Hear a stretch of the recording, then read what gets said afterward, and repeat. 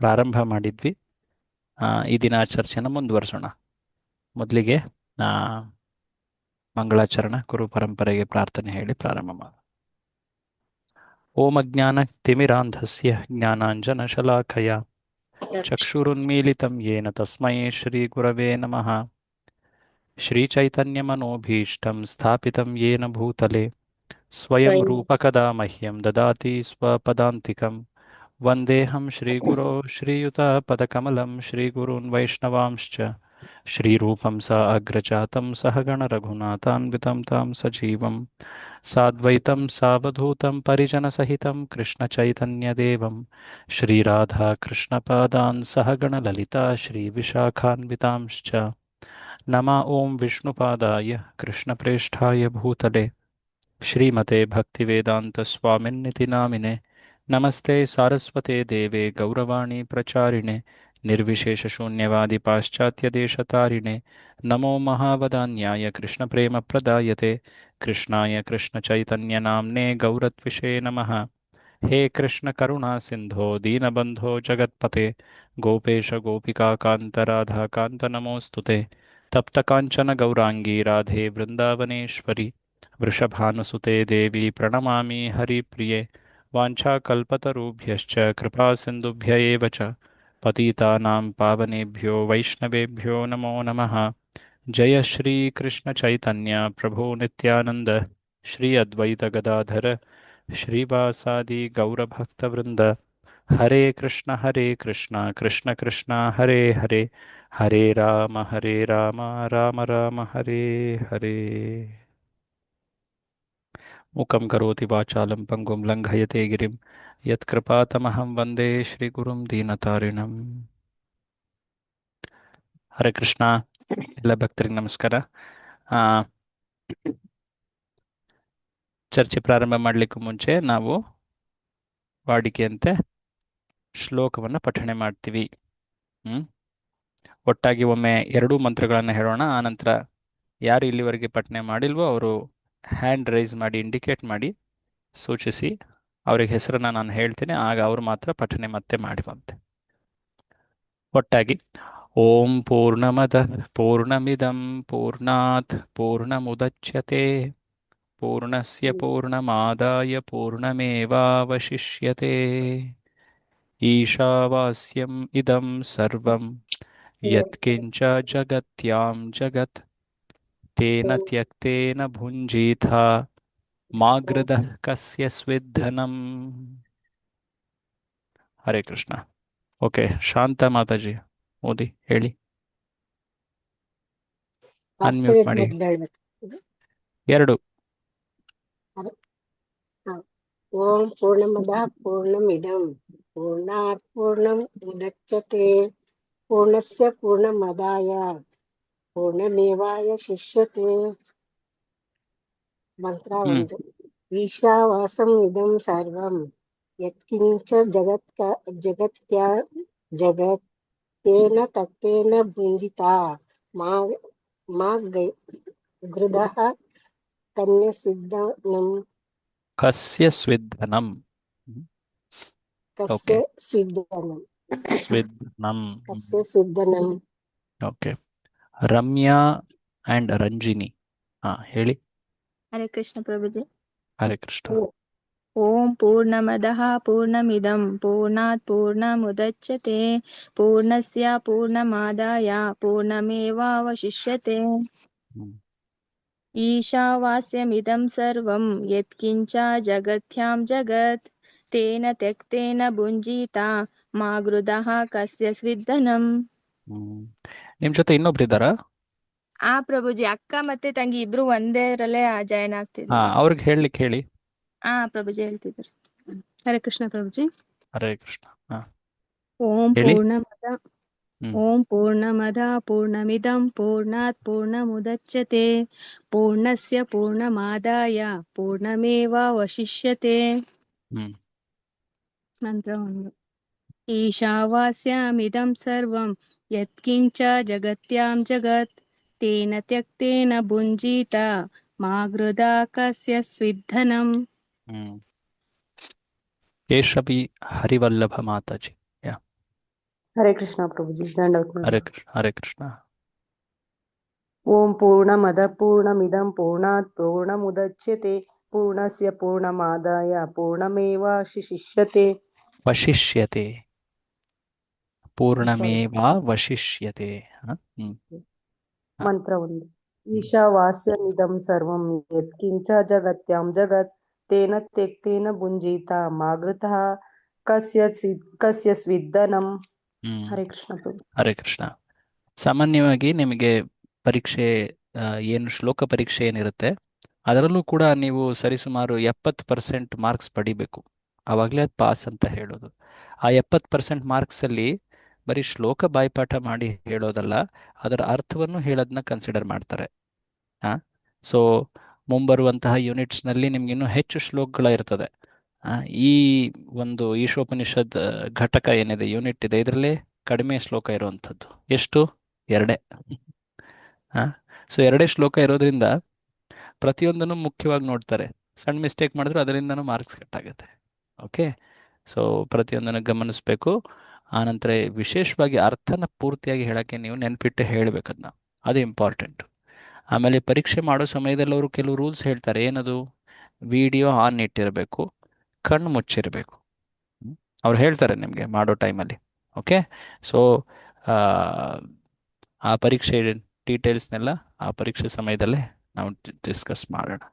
Anyway, ಈಗ ನಾವು ಚರ್ಚೆಯಲ್ಲಿ ಮುಂದುವರಿಯೋಣ.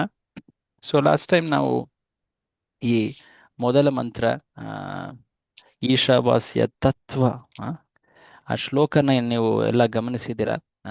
ಅದರಲ್ಲಿ 3 ಅಂಶಗಳಿವೆ. ಆ ಮೂರನ್ನು ಒಟ್ಟಾಗಿ ಈಶಾವಾಸ್ಯ ತತ್ವ ಅಂತ ಹೇಳ್ತಾರೆ. ಸೊ ಈ 3 ಒಟ್ಟಾಗಿ ಹೇಳಬೇಕು. ಕೇವಲ ಒಂದನ್ನಷ್ಟೇ ಹೇಳಿ ಉಳಿದೆರಡನ್ನು ಬಿಟ್ಬಿಟ್ರೆ ಅದು ಈಶಾವಾಸ್ಯ ತತ್ವ ಪೂರ್ತಿ ಆಗೋದಿಲ್ಲ. ಏನದು 3? ಮೊದಲನೇದಾಗಿ, ಭಗವಂತ ಈ ಜಗತ್ತಿನಲ್ಲಿರುವಂತಹ ಪ್ರತಿಯೊಂದು ಜಡ ಆಗಿರಬಹುದು, ಚೇತನವಾಗಿರಬಹುದು, ಅಥವಾ ಚರ ಆಗಿರಬಹುದು, ಅಚರ ಆಗಿರಬಹುದು, ಯಾವುದೇ ರೀತಿಯ ವಸ್ತು ಜೀವಿಗಳಿವೆಯೋ ಅವೆಲ್ಲದರ ಒಡೆಯ ನಿಯಂತ್ರಕನಾಗಿದ್ದಾನೆ. ಅದು ಮೊದಲನೇದು. ಈಶಾವಾಸ್ಯಂ ಇದಂ ಸರ್ವಂ. ಎರಡನೇ ಅಂಶ, ಅದು ತೇನ ತ್ಯಕ್ತೇನ ಭುಂಜೀತ. ಹೀಗೆ ಎಲ್ಲದರ ನಿಯಂತ್ರಕ, ಎಲ್ಲದರ ಒಡೆಯನಾಗಿರುವ ಆ ಶ್ರೀ ಕೃಷ್ಣ ಅಥವಾ ಈಶಾ ಅಂತ ಏನು ಈ ಶ್ಲೋಕದಲ್ಲಿ ಹೇಳಿದ್ದಾರೆ, ಆತ ಪ್ರತಿಯೊಂದು ಜೀವಿಗೆ ಅವರ ಅವಶ್ಯಕತೆಗಳಿಗೆ ಸಂಪನ್ಮೂಲಗಳನ್ನ, ವಸ್ತುಗಳನ್ನ ಮೀಸಲಿಟ್ಟಿದ್ದಾನೆ. ತೇನ ತ್ಯಕ್ತೇನ ಭುಂಜೀತ. ಆ ಮೀಸಲಿಟ್ಟಿರುವಂತಹ ಏನು ವಸ್ತುಗಳಿವೆ ಅವುಗಳನ್ನು ಉಪಯೋಗಿಸಿ ಆ ಜೀವನವನ್ನು ನಡೆಸಬೇಕು. ಅದು ಆ ಜೀವಿಗೂ ಶ್ರೇಷ್ಠ, ಅಷ್ಟೇ ಅಲ್ಲದೆ ಆ ಪೂರ್ತಿ ಸಮಾಜ ಅಥವಾ ಆ ಜಗತ್ತಿನಲ್ಲಿ ಶಾಂತಿ ಇರ್ತದೆ. ಮೂರನೇ ಅಂಶ, ಬೇರೆಯವರಿಗೆ ಅಂತ ಮೀಸಲಿಟ್ಟಿರುವಂತಹ ವಸ್ತುಗಳನ್ನ, ಸಂಪನ್ಮೂಲಗಳನ್ನ ಸ್ವೀಕರಿಸಬಾರ್ದು. ಮಾ ಗೃದಃ ಕಸ್ಯ ಸ್ವಿದ್ದನಂ. ಸೊ ಈ 3 ಅಂಶಗಳು ಬಹಳ ಮುಖ್ಯ. ನಿನ್ನೆ ಅದೊಂದು ಸಣ್ಣ ಇದನ್ನು ಹೇಳಿದ್ನಲ್ವಾ, ಹರೇ ಕೃಷ್ಣ, ಪ್ರಭುಪಾದ್ರದ್ದು ಒಂದು ಸ್ಟೋರಿ ಅಲ್ವಾ? Is it not? ಪ್ರಭುಪಾದ್ರ ಹತ್ರ ಒಬ್ರು ಕಂಪ್ಲೇಂಟ್ ಹೇಳ್ಕೊಂಡು ಬಂದ್ರು ಅಂತ ನೆನಪಿಲ್ವಾ? ಒಬ್ರು ನಿಮ್ಮ ಭಕ್ತರು ಬಂದು ಉದ್ಯಾನವನದಲ್ಲಿರುವಂತಹ ಹೂಗಳನ್ನ ತಗೊಂಡು ಹೋಗ್ತಾ ಇದ್ದಾರೆ. ಹೇಳಿದ್ವೋ ಇಲ್ವೋ ನಿನ್ನೆ? ಹೇಳಿದ್ದೆ ಅಲ್ವಾ? ಸೊ ಅಥವಾ ನಾ ಅಂತ ಹೇಳಿದ್ರೆ ನಮ್ಗೆ ಗೊತ್ತಾಗತ್ತೆ, ಇಲ್ಲಾಂದ್ರೆ ಏನೂ ಗೊತ್ತಾಗಲ್ಲ. ಓಕೆ, ಸೊ ಅದರಲ್ಲಿ ಏನಿತ್ತು? ಹೌದು, ಎಲ್ಲದರ ಒಡೆಯ ನಿಯಂತ್ರಕ ಶ್ರೀಕೃಷ್ಣ ಈಶಾ. ಅದರ ಜೊತೆಗೆ ಇನ್ನೊಂದು ಅಂಶವನ್ನು ನಾವು ನೆನ್ಪಿಡಬೇಕು. ಪ್ರತಿಯೊಬ್ಬರ ಕಾಳಜಿಯಲ್ಲಿ, ಪ್ರತಿಯೊಬ್ಬರ ರಕ್ಷಣೆಯಲ್ಲಿ ವಸ್ತುಗಳನ್ನು ಭಗವಂತ ಮೀಸಲಿಟ್ಟಿದ್ದಾನೆ. ಹಾಗಾಗಿ ಆ ವಸ್ತುಗಳನ್ನು ಉಪಯೋಗಿಸುವಾಗ ಅವರ ಅಪ್ಪಣೆ ಅಥವಾ ಪರವಾನಗಿ ಅಥವಾ ಸ್ಯಾಂಕ್ಷನ್ನ ಪಡ್ಕೊಳ್ಬೇಕು. ಅದನ್ನು ಕೂಡ ಮುಖ್ಯವಾಗಿ ಗಮನಿಸಬೇಕು. ಸೊ ಈ ದಿನ ನಾವು ಭಾವಾರ್ಥದ ಅಂಶಗಳನ್ನು ನಾವು ಓದೋಣ. ಅದರಲ್ಲಿ ಮುಖ್ಯವಾಗಿ ಅನೇಕ ಅಂಶಗಳಿವೆ. 2 ಪ್ಯಾರಾಗ್ರಾಫ್ ಆಗಲೇ ನಾವು ಓದಿದ್ವಿ ನಾವು ಲಾಸ್ಟ್ ಟೈಮ್, ಕರೆಕ್ಟ್ ಅಲ್ವಾ? 2 ಪ್ಯಾರಾಗ್ರಾಫ್ ಆಗಲೇ ನಾವು ನೋಡಿದ್ವಿ ತಾತ್ಪರ್ಯದಲ್ಲಿ. ಅದನ್ನ ಇವತ್ತು ಮುಂದುವರಿಸೋಣಂತೆ. ಸೊ ಮೊದಲನೇದಾಗಿ, ಭಾವಾರ್ಥದಲ್ಲಿ ಪ್ರಭುಪಾದರು ಮೊದಲು ಹೇಗೆ ಈ ವೈದಿಕ ಜ್ಞಾನ ಇದು ಎಷ್ಟು ಶ್ರೇಷ್ಠ ಅನ್ನೋದನ್ನ ಹೇಳಿದ್ದಾರೆ. ಯಾಕೆಂದ್ರೆ ಈ ವೈದಿಕ ಜ್ಞಾನದ ಮೂಲ ಯಾರು? ಆ? ಯಾರು ಮೂಲ? ಭಗವಂತ ಭಗವಂತ ಭಗವಂತನೇ ಭಗವಂತ ವೇದ ಜ್ಞಾನದ ಭಗವಂತ ಮೊದಲ ಮಾತನ್ನು ಆಡಿದ್ದು, ಮತ್ತು ಅದು ದಿವ್ಯವಾದ ಮೂಲಗಳಿಂದ ನಮಗೆ ಬಂದಿದೆ. ಆ, ಹಾಗಾಗಿ ಈ ಶಬ್ದವನ್ನ ಬಹಳ ಹೆಚ್ಚಾಗಿ ಉಪಯೋಗಿಸಲಾಗುತ್ತೆ. ಏನದು? ಅಪೌರುಷೇಯ. ಅಪೌರುಷೇಯ ಅಂದ್ರೆ ಏನು? ನೆನ್ನೆ ನಾವು ನೆನಪು ಮಾಡ್ಕೊಳ್ಳಿ, ನೆನ್ನೆ ಮಾತಾಡಿದ್ದೆ ಇದ್ರ ಬಗ್ಗೆ ನಾನು ಕೂಡ. ಅಪೌರುಷೇಯ ಅಂದ್ರೆ ಏನು ಪ್ರಭುಪಾದರ ಮಾತಲ್ಲಿ? ಭಗವಂತನಿಂದ ಬಂದ ಜ್ಞಾನ. ಲೌಕಿಕ ಲೌಕಿಕ ವ್ಯಕ್ತಿ ಹೇಳಿದ್ದಲ್ಲ, ವ್ಯಕ್ತಿ ಹಾ, ಹೇಳಿದ್ದಲ್ಲ. ಹೇಳಿದ್ದಲ್ಲ.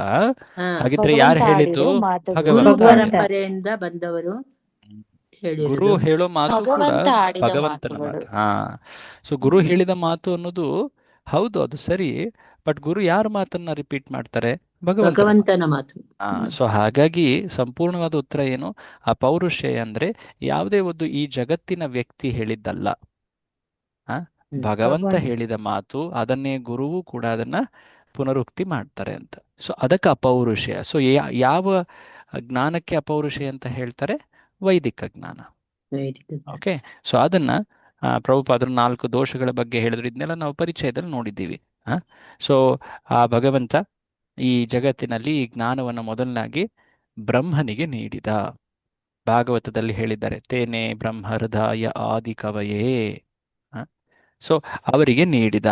ಆನಂತರ ಈ ಈಶೋಪನಿಷತ್ತು, ಆ, ಈ ಜ್ಞಾನ ಏನಿದೆ ಇದು ವೇದದಲ್ಲಿ ಬರುವಂಥದ್ದು, ವಿಶೇಷವಾಗಿ ನಿರ್ದಿಷ್ಟವಾಗಿ ಯಜುರ್ವೇದಕ್ಕೆ ಸೇರಿದ್ದು. ಅದನ್ನು ಕೂಡ ಇಲ್ಲಿ ಹೇಳಿದ್ದಾರೆ. ಆನಂತರ ಈ ಶ್ಲೋಕದ ಮುಖ್ಯ ವಿಷಯ ಏನು? ಈ ಒಂದು ಶ್ಲೋಕ ಅದನ್ನ ಕೊನೆ ಒಂದು ಸಾಲಲ್ಲಿ ಹೇಳಿದ್ದಾರೆ. ಈ ಜಗತ್ತಿನೊಳಗಿರುವ ಸಕಲ ವಸ್ತುಗಳ ಒಡೆಯ ಯಾರು ಎಂಬುದರ ಬಗ್ಗೆ ಮಾಹಿತಿಯನ್ನು ಇಲ್ಲಿ ಹೇಳಲಾಗುತ್ತೆ. ಹೇಗೆ ಎಲ್ಲದರ ಒಡೆಯ ಶ್ರೀಕೃಷ್ಣ ಅಥವಾ ಈಶ, ಯಾರು ಮತ್ತೆ ಹೇಗೆ ಅವರು ಅಂತ ಅನ್ನೋದನ್ನ ಈ ಶ್ಲೋಕದಲ್ಲಿ ಹೇಳಲಾಗಿದೆ. ಓಕೆ, ಸೊ ಇದನ್ನ ನಾವು ಹಿಂದಿನ ಚರ್ಚೆಯಲ್ಲಿ ನೋಡಿದೀವಿ. ಈ ದಿನ ಈ ಚರ್ಚೆಯಿಂದ ಮುಂದುವರಿಸೋಣ. ಈಗ ಓಕೆ, ಏನಿದು ಪ್ರಶ್ನೆ? ಓದ್ಲಿಕ್ಕಾ? ಹರೇ ಕೃಷ್ಣ, ಯಾರು ಕೈ ಎತ್ತಿದ್ದಾರೆ? ಓಕೆ, ಐ ಥಿಂಕ್ ಓದ್ಲಿಕ್ಕೆ ಇರಬೇಕು. ಟೀಕೆ. ಸೊ ಈಗ ಪ್ರಶ್ನೆ ಸಾಮಾನ್ಯವಾಗಿ ಬರುವಂಥದ್ದು ಏನಂದ್ರೆ, ಹೇಗೆ ಎಲ್ಲದರ ಒಡೆಯ ಭಗವಂತ ಅಂತ ಹೇಳ್ತೀವಿ? ಸೊ ನಿಮಗೆಲ್ಲ ನೆನಪಿರೋ ಹಾಗೆ ಪರಿಚಯದಲ್ಲಿ ಒಂದು ಮಾತು, ಕೊನೆಯ ಮಾತು, ಬಹಳ ಮುಖ್ಯವಾದ ಮಾತು ಏನದು? ವೈದಿಕ ಜ್ಞಾನವನ್ನು ನಾವು ತಿಳಿಬೇಕಂದ್ರೆ ಮುಖ್ಯವಾಗಿ 2 ಪುಸ್ತಕಗಳ ಗ್ರಂಥಗಳ ಸಹಾಯವನ್ನ ಪಡಿತಾ ನಾವು ನಡಿಬೇಕು. ಯಾವವು ಗ್ರಂಥಗಳು? ಭಾಗವತ, ಭಗವದ್ಗೀತೆ. ಭಗವದ್ಗೀತೆ ಮತ್ತು ಭಾಗವತ. ಸೊ ಹಾಗಾಗಿ ಪ್ರಭುಪಾದರ ಭಾವಾರ್ಥದಲ್ಲಿ ಅನೇಕ ಬಾರಿ, ಇನ್ಫ್ಯಾಕ್ಟ್ ಎಲ್ಲೆಲ್ಲೂ ಎಲ್ಲ ಕಡೆಯೂ ಕೂಡ ಭಗವದ್ಗೀತೆ, ಭಾಗವತ ಇವುಗಳ ಶ್ಲೋಕದ ಉಲ್ಲೇಖ ಆಗುತ್ತೆ. ಓಕೆ, ಸೊ ಪ್ರಭುಪಾದರು ಭಗವದ್ಗೀತೆಯಲ್ಲಿರುವಂತಹ ಒಂದು ಪ್ರಸಿದ್ಧವಾದ ಶ್ಲೋಕ 7ನೇ ಅಧ್ಯಾಯದಲ್ಲಿ ಬರುವಂಥದ್ದು. ಆ ಶ್ಲೋಕದಲ್ಲಿ ಕೃಷ್ಣ ಹೇಳ್ತಾನೆ, ಈ ಜಗತ್ತಿನಲ್ಲಿರುವಂತಹ ಪ್ರತಿಯೊಂದು ವಸ್ತು, ಯಾವುದೇ ವಸ್ತು ಆಗಿರಬಹುದು, ಪ್ರಜ್ಞೆ ಇರುವಂತಹ ಜೀವಂತ ವಸ್ತು ಆಗಿರಬಹುದು ಅಥವಾ ನಿರ್ಜೀವ ವಸ್ತು ಆಗಿರಬಹುದು, ಚರವಾಗಿರಬಹುದು ಅಚರವಾಗಿರಬಹುದು, ಎಲ್ಲವೂ ಕೂಡ 2 ಶಕ್ತಿಗಳಿಂದ ಮಾಡಲ್ಪಟ್ಟಿದೆ. 2 ಶಕ್ತಿಗಳಿಂದ ಮಾಡಲ್ಪಟ್ಟಿದೆ. ಅದು ಯಾವ ಶ್ಲೋಕ? ಬಹಳ ಪ್ರಸಿದ್ಧವಾದ ಶ್ಲೋಕ. ಭಗವದ್ಗೀತೆ ಪುಸ್ತಕ ಕೂಡ ತಾವು ಸೈಡಲ್ಲಿ ಇಟ್ಕೊಳ್ಳಿ, ಅದನ್ನ ರೆಫರ್ ಮಾಡಲಿಕ್ಕೆ ನಿಮಗೂ ಅನುಕೂಲ ಆಗುತ್ತೆ.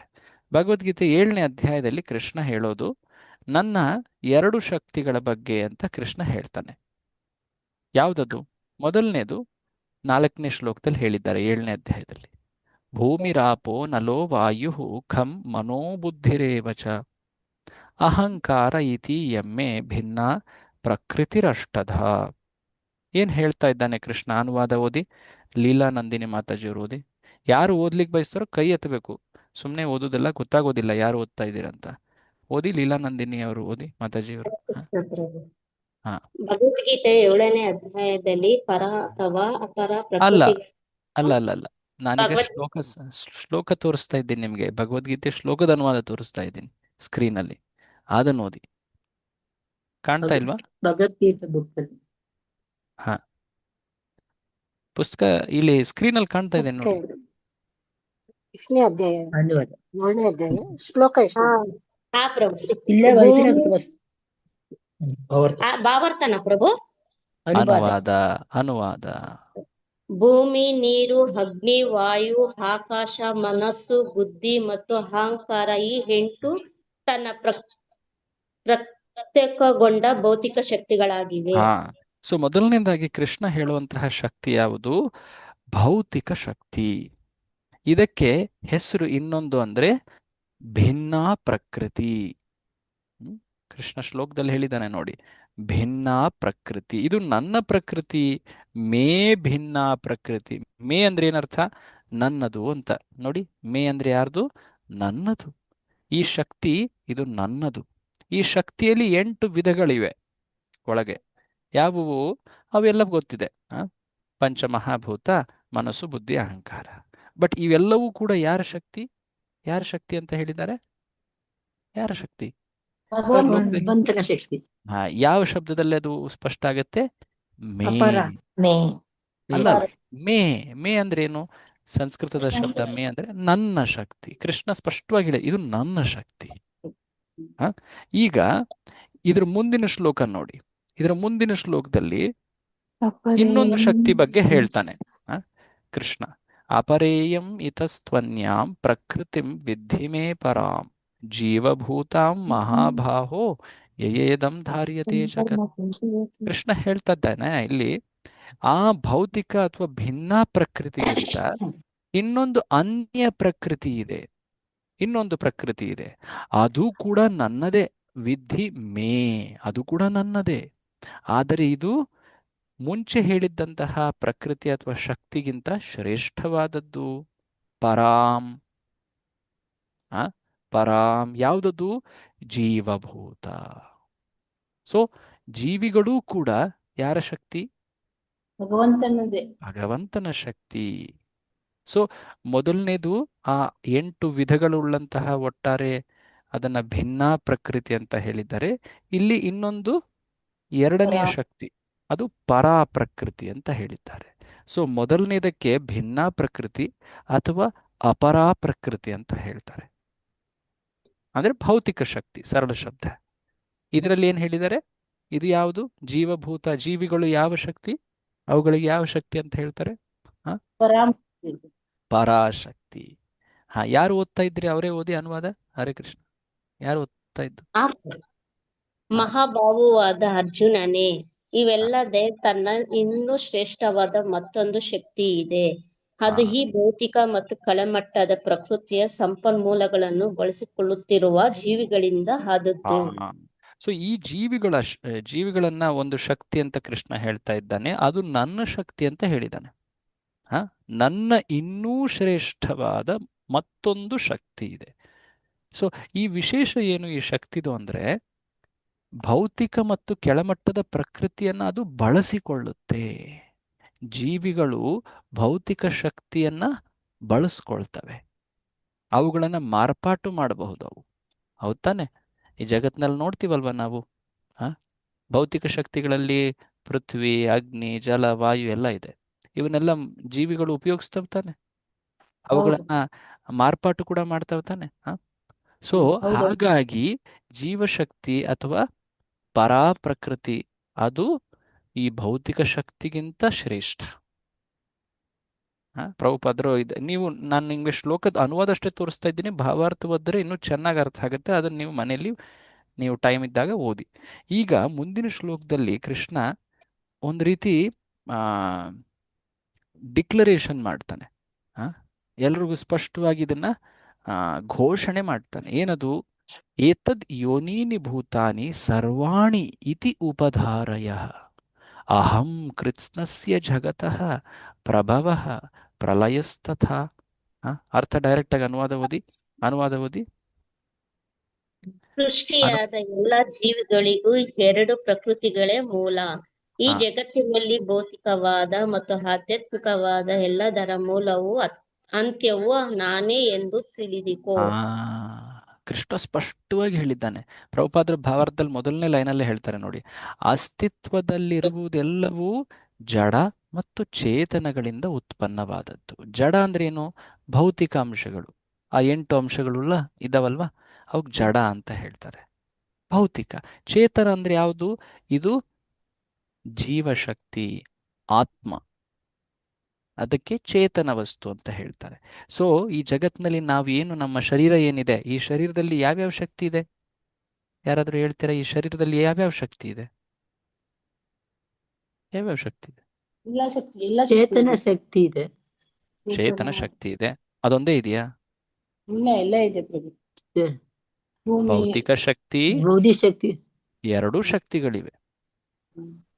ಅಂದ್ರೆ ಇಲ್ಲಿ ಎರಡು ವರ್ಗದ ಶಕ್ತಿಗಳು ಅಥವಾ ಪ್ರಕೃತಿ ಹೇಳ್ತಾ ಇರೋದು. ನಮ್ಮ ಶರೀರ ಇದರಿಂದ ಮಾಡಲ್ಪಟ್ಟಿದೆ, ಭೌತಿಕ ಶಕ್ತಿ. ಭೌತಿಕ ಶಕ್ತಿ. ನಮ್ಮ ಆತ್ಮ ಅದು ಯಾವ ಶಕ್ತಿ? ಪರಾ ಪ್ರಕೃತಿ. ಸೊ ಎರಡೂ, ನಾವು ಏನನ್ನೇ ನೋಡಿದ್ರು ಈ ಜಗತ್ತಿನಲ್ಲಿ, ಈ ಎರಡು ಪ್ರಕೃತಿಗಳೇ ಎಲ್ಲದರ ಮೂಲ. ಆಮೇಲೆ ಅದನ್ನು ಕೃಷ್ಣ ಏನು ಹೇಳಿದ್ದಾನೆ? ಮತ್ತೆ ಮತ್ತೆ ಅದನ್ನ ಶಬ್ದ ಉಪಯೋಗಿಸಿದ್ದಲ್ವಾ, ಮೇ, ಇದು ನನ್ನ ಶಕ್ತಿ, ಇದು ನನ್ನ ಶಕ್ತಿ ಅಂತ. ಸೊ ಎಲ್ಲಿ ಹೇಳಲಾಗ್ತಾ ಇದೆ? ಈ ಜಗತ್ತಿನ ಒಡೆಯ ಶ್ರೀಕೃಷ್ಣನೇ ಅಂತ ಭಗವದ್ಗೀತೆಯಲ್ಲಿ ಹೇಳಿದೆ. ಎಲ್ಲಿ? ಈ 3 ಶ್ಲೋಕದಲ್ಲೇ ಬಂತಲ್ವಾ ಮಾತು, ಬಂತು ತಾನೆ? ಹರೇ ಕೃಷ್ಣ. ಸೊ ಈ ಜಗತ್ತಿನಲ್ಲಿ ಭೌತಿಕ ಆಧ್ಯಾತ್ಮಿಕವಾದ ಎಲ್ಲದರ ಮೂಲವು ಅಂತ್ಯವು ನಾನೇ ಅಂತ ತಿಳ್ಕೋ ಹೇ ಅರ್ಜುನ ಅಂತ ಕೃಷ್ಣ ಹೇಳ್ತಾನೆ. ಇದಾದ್ಮೇಲೆ ಮುಂದೆ ಅದು ಬರುತ್ತೆ, ಮತ್ತಃ ಭರತರಂ, ಈ ಶ್ಲೋಕಗಳೆಲ್ಲ. ಸೊ ಪಾಯಿಂಟ್ ಅರ್ಥ ಇಲ್ಲಿ ಏನು ತಿಳ್ಕೊಳ್ಬೇಕಂದ್ರೆ, ಪ್ರಭುಪಾದರು ಎಷ್ಟು ಯಥಾವತ್ತಾಗಿ ಒಂದೊಂದನ್ನೇ ವರ್ಣಿಸ್ತಾರೆ. ಈಗ ನೇತ್ರಾವತಿ ಮಾತಾಜಿ, ನೀವು ಓದಿ ಇಲ್ಲಿಂದ. ಈಗ ನಾವು ಈಶೋಪನಿಷತ್ತಿನ ಭಾವಾರ್ಥದಕ್ಕೆ ಬಂದಿದ್ದೀವಿ. ಓದಿದು ಭಗವದ್ಗೀತೆ 7ನೇ ಅಧ್ಯಾಯದಲ್ಲಿ ಓದಿ. ಭಗವದ್ಗೀತೆ 7ನೇ ಅಧ್ಯಾಯದಲ್ಲಿ ಪರ ಮತ್ತು ಅಪರ ಪ್ರಕೃತಿಗಳನ್ನು ಚರ್ಚಿಸುವಾಗ ಈ ಅಂಶವನ್ನು ಖಚಿತವಾಗಿ ಹೇಳಿದೆ. ಗೀತಾ 7.4 ಮತ್ತು 5. ಪ್ರಕೃತಿ ತತ್ವಗಳು ಭೂಮಿ, ಅಗ್ನಿ, ಜಲ, ವಾಯು, ಆಕಾಶ, ಮನಸ್ಸು, ಬುದ್ಧಿ ಮತ್ತು ಅಹಂಕಾರಗಳು ಎಲ್ಲವೂ ಭಗವಂತನ ಅಪರ ಅಥವಾ ಐಕ ಶಕ್ತಿಗೆ ಸೇರಿದವು. ಆದರೆ ಜೀವಿಯು ಭಗವಂತನ ಪರಾಪ್ರಕೃತಿ, ಉಚ್ಚ ಶಕ್ತಿ. ಎರಡೂ ಪ್ರಕೃತಿಗಳು ಅಥವಾ ಶಕ್ತಿಗಳು ಭಗವಂತನಿಂದ ಹೊಮ್ಮಿದವೆ. ಕೊನೆಗೆ ಅವನೇ ಅಸ್ತಿತ್ವವುಳ್ಳ ಸಕಲ ವಸ್ತುಗಳ ನಿಯಾಮಕ. ಪರ ಅಥವಾ ಅಪರ ಪ್ರಕೃತಿಗೆ ಸೇರದ ಯಾವುದೂ ಈ ಜಗತ್ತಿನಲ್ಲಿಲ್ಲ. ಆದ್ದರಿಂದ ಎಲ್ಲವೂ ಪರಮ ಪುರುಷನ ಆಸ್ತಿ. ಸೊ ಕೊನೆ ಲೈನ್ ಇಂಪಾರ್ಟೆಂಟ್. ಏನದು? ಎಲ್ಲವೂ ಪರಮ ಪುರುಷನ ಆಸ್ತಿ, ಕೃಷ್ಣನ ಆಸ್ತಿ. ಹೇಗೆ ಸಾಬೀತು ಮಾಡ್ತೀರಾ? ಭಗವದ್ಗೀತೆ ಆಧಾರ. ಜನ ಪ್ರಶ್ನಿಸ್ತಾರಲ್ವಾ, ಈ ಜಗತ್ತು ಹೇಗಪ್ಪ ಹೇಳ್ತೇನೆ ನೀನು ಎಲ್ಲದು ಭಗವಂತಂದು ಅಂತ? ಭಗವದ್ಗೀತೆ ಅದರ ಪ್ರಮಾಣವನ್ನ ಮೊದಲನೇ ಆ ಪರಿಚಯದಲ್ಲಿ ಪ್ರಭುಪಾದರು ಸ್ಥಾಪಿಸಿದ್ದಾರಲ್ವಾ. ಯಾಕೆ ಭಗವದ್ಗೀತೆನ ನಾವು ಮುಖ್ಯವಾಗಿ ಪರಿಗಣಿಸ್ತೀವಿ ಅನ್ನೋದನ್ನೆಲ್ಲ, ಆ ಪೂರ್ತಿ ವೃತ್ತಾಂತ, ಅದರ ಇತಿಹಾಸ ಎಲ್ಲ ನೀವಾಗಲೇ ಹಿಂದೆ ಓದಿದ್ದೀರಾ ತಾನೆ? ಎಲ್ಲಿ ಓದಿದ್ದೀರಾ? ಪರಿಚಯದಲ್ಲಿ ಓದಿದ್ದೀವಲ್ವಾ? ಆ 4 ದೋಷ, ಆನಂತರ ಪ್ರಮಾಣಗಳು, ಆನಂತರ ಅದರಲ್ಲಿ ಕೃಷ್ಣ ಹೇಗೆ ಶ್ರೇಷ್ಠ, ಅವನೇ ಎಲ್ಲದರ ಮೂಲ, ಅವನ ವಾಣಿ ಭಗವದ್ಗೀತೆ. ಸೊ ಇದೆಲ್ಲ ನೀವು ಹಿಂದೆ ಓದಿದ್ದೀರಾ. ಸೊ ಅದನ್ನ ಒಮ್ಮೆ ಸ್ಥಾಪನೆ ಮಾಡಾದ್ಮೇಲೆ ಭಗವದ್ಗೀತೆ, ಭಾಗವತ, ಈ 2 ಅತ್ಯಂತ ಉನ್ನತ ಪ್ರಮಾಣಗಳು, ಜ್ಞಾನದ ಪ್ರಮಾಣಗಳು ಅಂತ, ಅದನ್ನು ಉಪಯೋಗಿಸ್ಕೊಂಡು ಈ ಪೂರ್ತಿ ಈಶೋಪನಿಷದ ಶ್ಲೋಕದ ಅರ್ಥವನ್ನು ಹೇಳಲಾಗಿದೆ. ಓಕೆ. ಸೊ ಈ ಈಶಾವಾಸ್ಯಂ ಇದಂ ಸರ್ವಂ ಅನ್ನೋದರ ಪ್ರೂಫ್ ಎಲ್ಲಿ ಸಿಗುತ್ತೆ? ಭಗವದ್ಗೀತೆಯಲ್ಲಿ ಕೃಷ್ಣ ಹೇಳಿರೋದು. ಸೊ ಹೀಗೆ ಪ್ರಭುಪಾದರು ಈ ಒಂದು ರೀತಿಯಾಗಿ ಪೂರ್ತಿ ಈಶೋಪನಿಷತ್ನ ಇದೇ ಶೈಲಿಯಲ್ಲಿ ವರ್ಣಿಸ್ತಾ ಹೋಗ್ತಾರೆ. ಓಕೆ. ಸೊ ಈಗ ಇನ್ನೊಂದು ಬಹಳ ಇಂಟ್ರೆಸ್ಟಿಂಗ್ ಅಂಶ ಅಂದರೆ, ಓಕೆ, ನೀವೇನೋ ಶಕ್ತಿ ಏನೋ ಎಲ್ಲದು ಅಂತ ಹೇಳ್ತಾ ಇದ್ದೀರಾ, ಆದರೆ ಬಹಳ ಮುಖ್ಯವಾದಂತಹ ಒಂದು ಪ್ರಶ್ನೆ ಬರುತ್ತೆ. ಯಾವುದೇ ಒಂದು ವಸ್ತು ಒಬ್ಬ ವ್ಯಕ್ತಿದ್ದು ಅಂತ ಹೇಳಿದ್ರೆ ಆ ವ್ಯಕ್ತಿ ನಾವು ಕಾಣಬೇಕಲ್ವಾ? ಆ ವ್ಯಕ್ತಿ ನಮಗೆ ಕಾಣ ಸಿಗ್ತಾ ಇರಬೇಕು. ಈಗ ನಾನು ಎಲ್ಲಿ ದೇವರನ್ನು ಕಾಣೋದೇ ಇಲ್ಲ. ಹಾಗಿದ್ದಲ್ಲಿ ನಾನು ಎಲ್ಲದೂ ಆತನೇ ಎಲ್ಲದರ ಒಡೆಯ ಅಂತ ಹೇಗೆ ಸ್ವೀಕರಿಸ್ಲಿ? ಬರುತ್ತೋ ಇಲ್ವಾ ಈ ಪ್ರಶ್ನೆ? ಹೌದು, ಬರುತ್ತೆ. ಬರುತ್ತೆ. ಸೊ ಅದರ ಉತ್ತರ ಪ್ರಭುಪಾದರು ಮುಂದೆ ವರ್ಣಿಸ್ತಾ ಹೋಗ್ತಾರೆ. ಸೊ ಪ್ರಭುಪಾದರು ಬರೆಯುವಂತಹ ಭಾವಾರ್ಥದ ಶೈಲಿಯನ್ನು ನಾವು ಗಮನಿಸಬೇಕು. ನೀವೆಲ್ಲ ಭಕ್ತಿಶಾಸ್ತ್ರಿ ಈ ಪುಸ್ತಕಗಳನ್ನು ಓದಲಿಕ್ಕೆ ಮುಂದಾಗ್ತಾ ಇದ್ದೀರಾ.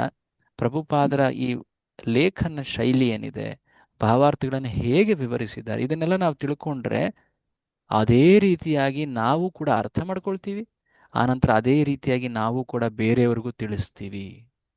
ಆ ಇಲ್ಲಿ ಎಲ್ಲೂ ಕೂಡ ಅಂಧಶ್ರದ್ಧೆಯ ಮಾತಿಲ್ಲ. ಅಂಧಶ್ರದ್ಧೆ ಮಾತಿದೆಯಾ? ಇಲ್ಲ ಇಲ್ಲ ವೈಜ್ಞಾನಿಕವಾಗಿ ತರ್ಕಬದ್ಧವಾಗಿ ಆ ಒಂದು ರೀತಿ ಎಲ್ಲ ಸ್ಪಷ್ಟವಾಗಿ ಪ್ರಭುಪಾದರು ಹೇಳ್ತಾ ಹೋಗ್ತಾರೆ. ಸೊ ಇದನ್ನ ಈ ರೀತಿಯಾಗಿ ನೀವು ಅರ್ಥ ಮಾಡ್ಕೊಳ್ಬೇಕು. ಇದೇ ರೀತಿಯಾಗಿ ನೀವೆಲ್ಲರೂ ಕೂಡ ಪ್ರಚಾರವೂ ಮಾಡಬೇಕು. ಗೊತ್ತಾಯ್ತಾ?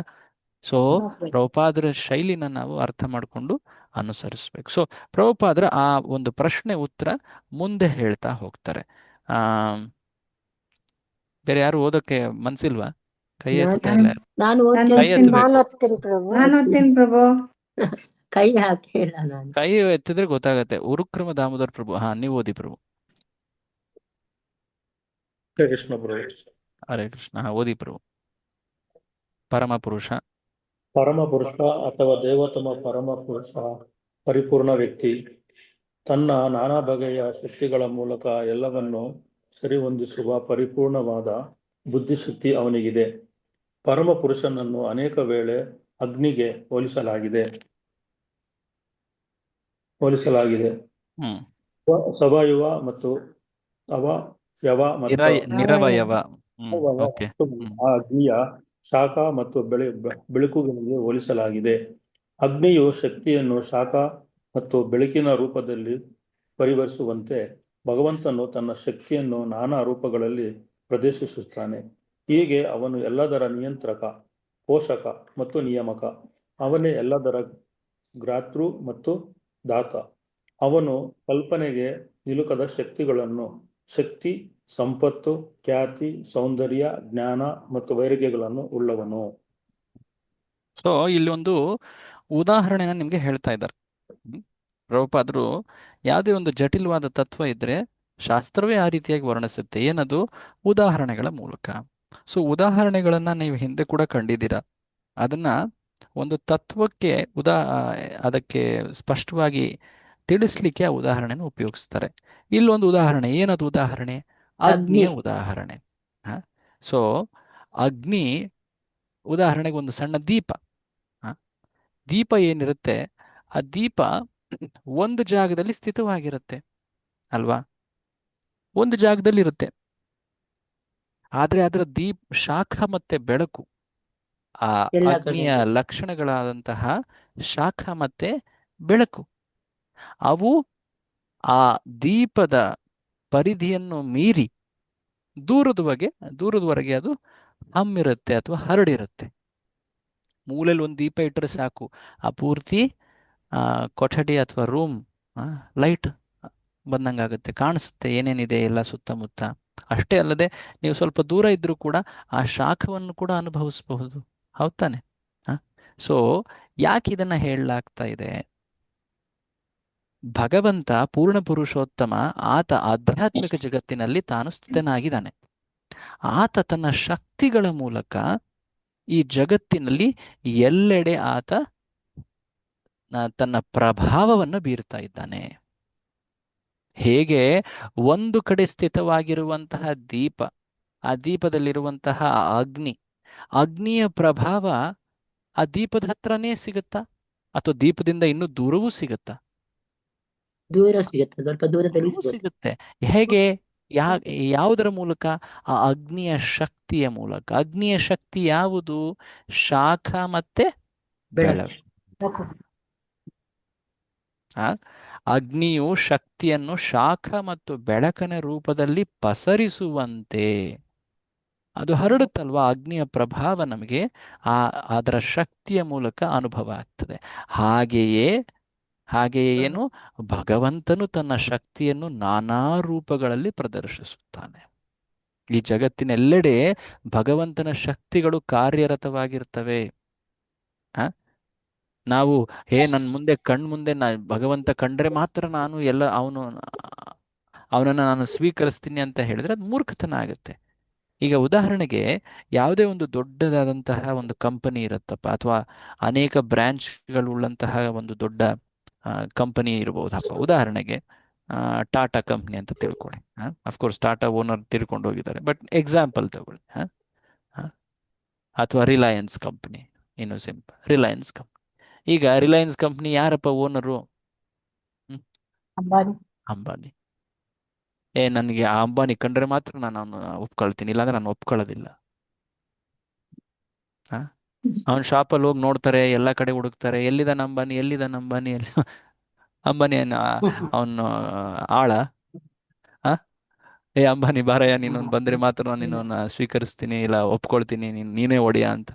ಅವನೇನ ಪ್ರಭುಪಾದರು ಒಂದು ಲೆಕ್ಚರಲ್ಲಿ ಹಾಗೆ ಹೇಳ್ತಾರೆ, ಅವನೇ ನಿಮ್ಮ ಮನೆ ಆಳ ದೇವರು, ನನ್ನ ಕಣ್ಣು ಮುಂದೆ ಬಂದರೆ ಮಾತ್ರ ನಾನು ಅವನು ಒಪ್ಕೊಳ್ತೀನಿ ಅಂತ ದೊಡ್ಡದಾಗಿ ಮಾತಾಡ್ತಿರಲ್ಲ. ಪ್ರಭುಪಾದರು ಹಿಂದಿ ಲೆಕ್ಚರಲ್ಲಿ ಹೀಗೆ ಹೇಳ್ತಾರೆ, ಆಪ್ಗೆ ಘರ್ ಕಾ ನೌಕರ್ ಹೇ ಕ್ಯಾ ವು. ಸೊ ಜನ ಉದ್ದಟತನದ ತೋರಿಸ್ತಾರೆ, ಏನಂತ, ನನ್ನ ಕಣ್ಣು ಮುಂದೆ ಕಂಡ್ರೆ ಮಾತ್ರ ಭಗವಂತ ನಾನು ಸ್ವೀಕರಿಸ್ತೀನಿ ಅಂತ.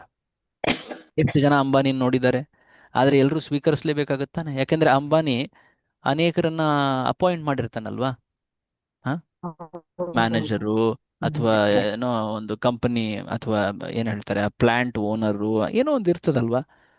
ಅವನ ಪ್ರತಿನಿಧಿಗಳು, ಅವನ ಶಕ್ತಿಗಳವೆಲ್ಲವು. ಕರೆಕ್ಟ್. ಹೌದ್ ತಾನೆ. ಸೊ ಅವನ ಶಕ್ತಿಗಳು ಆ ಎಲ್ಲ ಬ್ರಾಂಚಸ್ ಅಲ್ಲಿ, ರಿಲಯನ್ಸ್ನ ಪ್ರತಿಯೊಂದು ಬ್ರಾಂಚ್ನಲ್ಲೂ ಕೂಡ ಕಾರ್ಯವಾಗ್ತಾ ಇರ್ತವೆ. ಅದೇ ರೀತಿಯಾಗಿ ಭಗವಂತ ನಮ್ಮ ಕಣ್ಣು ಮುಂದೆ ಬಂದ್ರೆ ಮಾತ್ರ ನಾವು ಅವನನ್ನು ಸ್ವೀಕರಿಸ್ತೀವಿ ಅನ್ನೋ ಮಾತು ತಪ್ಪು. ಈ ಜಗತ್ನಲ್ಲೇ ಈ ಮಾತನ್ನು ಒಪ್ಪುವುದಿಲ್ಲ. ಹಾಗಿದ್ದಲ್ಲಿ ಆಧ್ಯಾತ್ಮಿಕ ವಿಷಯದಲ್ಲಿ ಹೇಗೆ ಹೇಳಕ್ಕಾಗತ್ತೆ? ನೋಡಿ, ಕೆಲವೊಮ್ಮೆ ಎಷ್ಟು ಚೆನ್ನಾಗಿ ಲಾಜಿಕ್ ಕೊಡ್ತಾ ಇದ್ದಾರೆ ಪ್ರಭುಪಾದರಲ್ಲಿ. ಸೊ ಆತ ಆ ಆಧ್ಯಾತ್ಮಿಕ ಜಗತ್ತಾದಂತಹ ಗೋಲೋಕದಲ್ಲೇ ಇದ್ದು, ಅಗ್ನಿ ಹೇಗೆ ಆ ದೀಪದಲ್ಲಿ ಅಲ್ಲಿದೆ, ಅಲ್ಲಿಂದ ಆತನ ಶಕ್ತಿಗಳು, ಪರಾಸ್ಯ ಶಕ್ತಿರ್ ವಿವಿಧೈವ ಶ್ರೂಯತೆ. ಅಂದ್ರೆ ಅನೇಕ ಶಕ್ತಿಗಳು, ವಿವಿಧೈವ ಶ್ರೂಯತೆ. ಜ್ಞಾನಶಕ್ತಿ, ದ್ರವ್ಯ ಶಕ್ತಿ, ಕ್ರಿಯಾಶಕ್ತಿ, ಅನೇಕ ಶಕ್ತಿಗಳು. ನೀವು ಭಾಗವತದಲ್ಲಿ ಹೋದ್ರೆ ಅದರಲ್ಲಿ ಅನೇಕ ಶಕ್ತಿಗಳ ವರ್ಣನೆಯನ್ನ ಮಾಡ್ತಾರೆ. ಸೊ ಹೀಗೆ ಎಲ್ಲ ಶಕ್ತಿಗಳ ಮೂಲಕ ಭಗವಂತ ಎಲ್ಲವನ್ನ ಬಹಳ ಸಹಜವಾಗಿ, ನೈಸರ್ಗಿಕವಾಗಿ ಆತ ಎಲ್ಲವನ್ನು ನಿರ್ವಹಿಸ್ತಾ ಇದ್ದಾನೆ. ಆತ ಎಲ್ಲವನ್ನು ನಿಯಂತ್ರಣ ಮಾಡ್ತಾ ಇದ್ದಾನೆ, ಎಲ್ಲವನ್ನು ಪೋಷಿಸ್ತಾ ಇದ್ದಾನೆ, ಎಲ್ಲವನ್ನ ನಿಯಮದಲ್ಲಿಟ್ಟಿದ್ದಾನೆ, ನಿಯಮಬದ್ಧವಾಗಿ ಮಾಡಿಸಿದ್ದಾನೆ. ಸೊ ಈ ದೀಪ, ಬೆಳಕು ಮತ್ತೆ ಶಾಖ, ಈ ಉದಾಹರಣೆ ನೆನ್ಪಿಟ್ಕೊಳ್ಳಿ, ಇದು ನಿಮಗೆ ಪರೀಕ್ಷೆಯಲ್ಲೂ ಬರುವಂಥದ್ದು. ಯಾರಾದರೂ ನಿಮ್ಮ ಮಾತಿನಲ್ಲಿ ಹೇಳಕ್ಕಾಗತ್ತಾ ಏನಿದು ಉದಾಹರಣೆ ಅಂತ? ಯಾವ ತತ್ವ ಮತ್ತೆ ಏನು ಉದಾಹರಣೆನ ಎಕ್ಸ್ಪ್ಲೇನ್ ಮಾಡಬೇಕು, ಅದರಿಂದ ಯಾವ ತತ್ವ ಪ್ರಭುಪಾದರು ಹೇಳ್ತಾ ಇದ್ದಾರೆ ಅನ್ನೋದನ್ನ ಹೇಳ್ಬೇಕು. ಯಾರು ಹೇಳ್ತೀರಾ? ಒಬ್ರು ಯಾರಾದ್ರೂ ಹೇಳ್ಬೇಕು. ಯಾರು ಹೇಳ್ತೀರಾ? ಏನಿದು ಅಗ್ನಿ, ಶಾಖ, ಬೆಳಕು, ಇಷ್ಟನ್ನೇ ಹೇಳ್ತಾರೆ ನಿಮ್ಗೆ ಪರೀಕ್ಷೆಯಲ್ಲಿ. ಇದನ್ನ ಎಕ್ಸ್ಪ್ಲೇನ್ ಮಾಡಿ ಅಂತ ಹೇಳ್ತಾರೆ, ಈ ಉದಾಹರಣೆ, ಉಪಮೆಯನ್ನ. ಯಾರು ಹೇಳ್ತಾರೆ? ಅಗ್ನಿಯು ಹೇಗೆ ತನ್ನ ಶಕ್ತಿಯ ಬೆಳಕು ಮತ್ತು ಶಾಖವನ್ನು ಎಲ್ಲಾ ಕಡೆ ಪಸರಿಸುತ್ತೋ, ಹಾಗೆ ಭಗವಂತನ ಶಕ್ತಿಯು ಎಲ್ಲಾ ಕಡೆ ಪಸರಿಸುತ್ತೆ. ಓಕೆ ಓಕೆ, ಯಾರಾದ್ರೂ ಇದಕ್ಕೆ ಆಡ್ ಮಾಡ್ತೀರಾ ಇನ್ನಷ್ಟು? ಭಗವಂತನ ಶಕ್ತಿ ಎಲ್ಲಾ ಕಡೆನೂ ವಿಸ್ತರಿಸಿದೆ ಅಂತ ಹೇಳ್ತಾ ಇದೆ. ಭಗವಂತ ಯಾವ ತರ ಇದ್ದಾನೆ, ಅವನ ಶಕ್ತಿ ಯಾವ ತರ ವಿಸ್ತರಿಸಿದೆ ಭೌತಿಕ ಪ್ರಪಂಚದಲ್ಲಿ, ಆಧ್ಯಾತ್ಮಿಕ ಪ್ರಪಂಚದಲ್ಲಿ ಅನ್ನೋದು ತಿಳಿಸ್ತಾ ಇದೆ. ಓಕೆ ಓಕೆ, ಇನ್ನೇನಾದ್ರೂ ಆಡ್ ಮಾಡೋದು ಇದೆಯಾ? ಹರೇ ಕೃಷ್ಣ ಪ್ರಭು. ಎಲ್ಲಾದರ ನಿಯಂತ್ರಕ ಭಗವಂತ. ಒಬ್ರೊಬ್ರು ಮಾತಾಡ್ಬೇಕು, ನನಗೆ ಇಬ್ರು ಮೂರು ಮಾತಾಡೋದು ಗೊತ್ತಾಗೋದಿಲ್ಲ. ಒಬ್ರೊಬ್ಬೊಬ್ರು ಮಾತಾಡಿ. ಯಾರು ಮಾತಾಡ್ತಿದ್ದೀರಾ ಹೇಳಿ, ಹೆಸರು ಹೇಳಿ ಮಾಡಿ. ಹರೇ ಕೃಷ್ಣ ಪ್ರಭುಜಿ, ನಾನು ಜ್ಯೋತಿ ಮಾತಾಡ್ತೇನೆ.